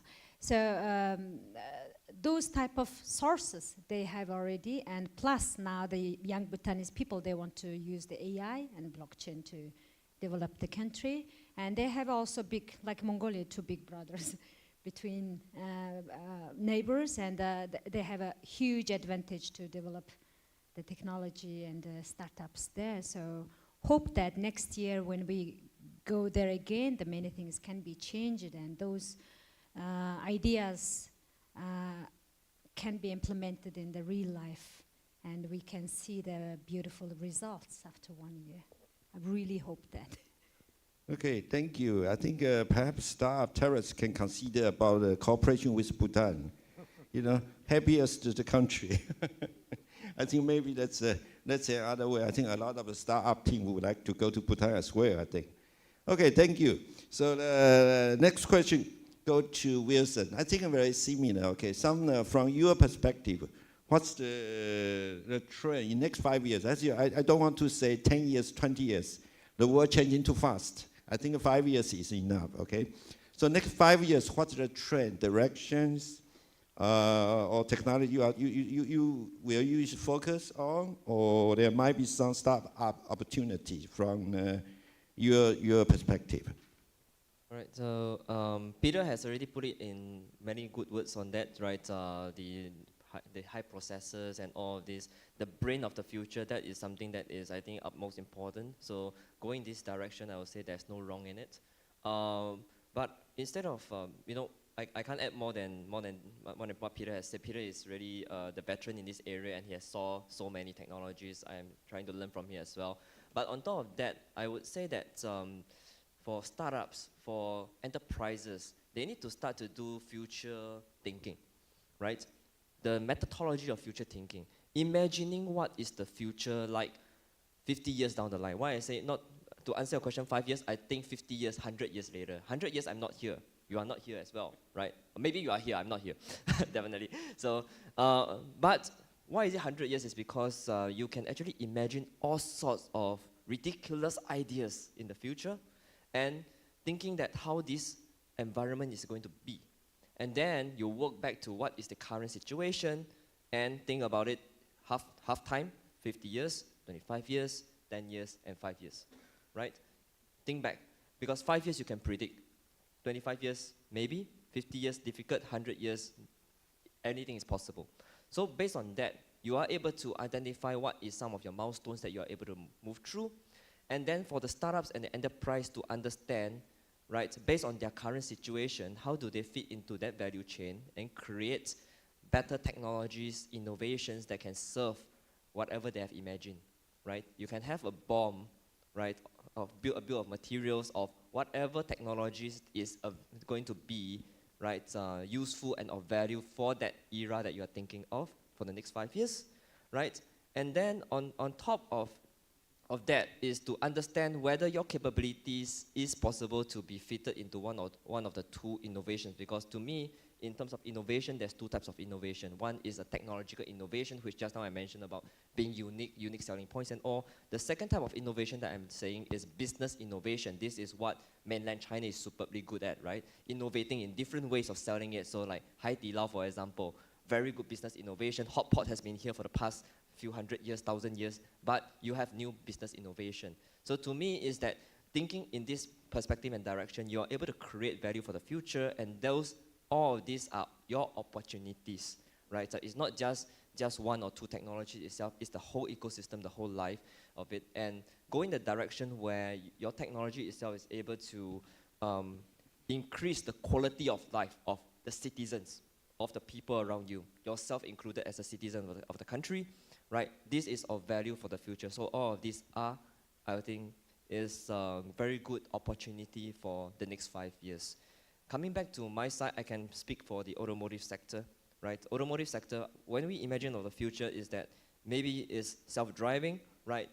You are heading out for your hot pot in Hai Di Lao and all, right? What is the possibilities of you reaching there, right, seamlessly, right? Maybe you have a smart home that thinks about, already understand that, oh, you have a fight with your wife this morning, you are feeling low, I know what you like to eat, I'll help you do register and book your favorite restaurant, but the car will be here in the next 15 minutes, 20 minutes, right? And you will be there, and whatever you like is already on the table because I pre-booked the seats, I help you put down the menu, and you are there, just sit down and enjoy your meal, right? So what are all these possibilities? So I can start thinking of, for example, right, to understand your emotions, your Alexa, whatever, is already understanding what is happening in your house. This is being transferred over to your car. The car is able to understand that, okay, you are in down mood, I will put the best music that you have. I know from your perspective, what album do you like and all, right? And on top of that, how do I actually know that it's you, right? So when I go to the vehicle identifies you, not you identifying the vehicle.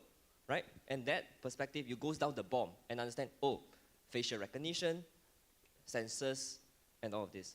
This is the future. So surrounding whatever Peter has mentioned, the brain of it is the eyes and ears, the understanding, right, of the environment, and the whole platform that is able to sync all of this information into useful data and useful outputs. To me, if you are in this trend and you are able to think of the future, then you are relevant for the next 5 years to 10 years. Yeah, thank you. Like dangerous. Let's go to Bhutan. Go to Bhutan. Oh, I think it's a very good thinking methodology. I think we should try to that model. Maybe I think I learned a lot. I only think in 5 years, I think you are right. It's a reverse thinking like that. I think we can should do like that in the future, that one. Okay, I think Vicky is the only one of our lady panelists. So you got a privilege. The last question I would like to address to you, okay? So the last question is because I see the Dr. Lee, Director General of the SME, SA. In his speech, I just found out he got a women entrepreneurship startup program. So I'm curious, I want to ask you that as you are a Women in Tech, right, ambassador in Mongolia, how do you see the role of women in tech evolving in Asia or maybe in Mongolia, and what steps can be taken to ensure that women has the equal access to opportunities in the startup ecosystem? Yeah. I think you can give some advice to SME SA. Without women, the things cannot be happen perfect way, right? Last month, when we organized the Women in Tech conference in Mongolia, one of the founder of investment group, he says that women do things perfectly. I said, of course, we never feed our kids 170%, or we never iron your shirt half of it, right? We do it perfectly. Then we feel satisfied. Same thing happening in the projects, SME, small business, medium. Whatever project, we need women to participate, to give show our opinion, especially the startup. When we start everything from the beginning, we need to be together. Otherwise, women always come and sweep in all the things men couldn't do it, or the mess up we do it. In Mongolia, the women participation especially in tech sector is quite high. Now it's more than 40% comparing to other countries. And it's easy. When I used to be the CEO of Microsoft partner in Mongolia, that's 7 years ago, when they just hire me, we only have 3 women in our company. One is me, and the office lady, and accountant. And when I become a CEO after 7 years, when I bye-bye to my colleague, 70% of my colleagues were women.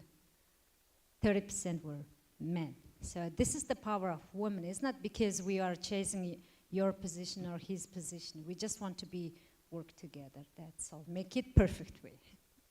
Okay, thank you. I think a lot of my colleagues will be very happy to hear that, right? Anita, right? Okay, I think time is up. I think we have to conclude today's panel and conclude our forum today. So thank you everyone for participating, and I wish you all very well in the future. Okay, thank you very much. Thank you. Thank you, Dr. Hu, and all the panelists. Please join together in the middle and to look at the photographer for one last group photo. Thank you.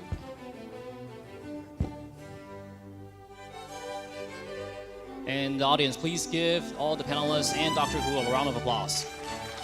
It's been a fruitful day, and with this we conclude the forum. I hope you find it informative, and please be informed that this forum has been recorded and will be made available on our social media platform.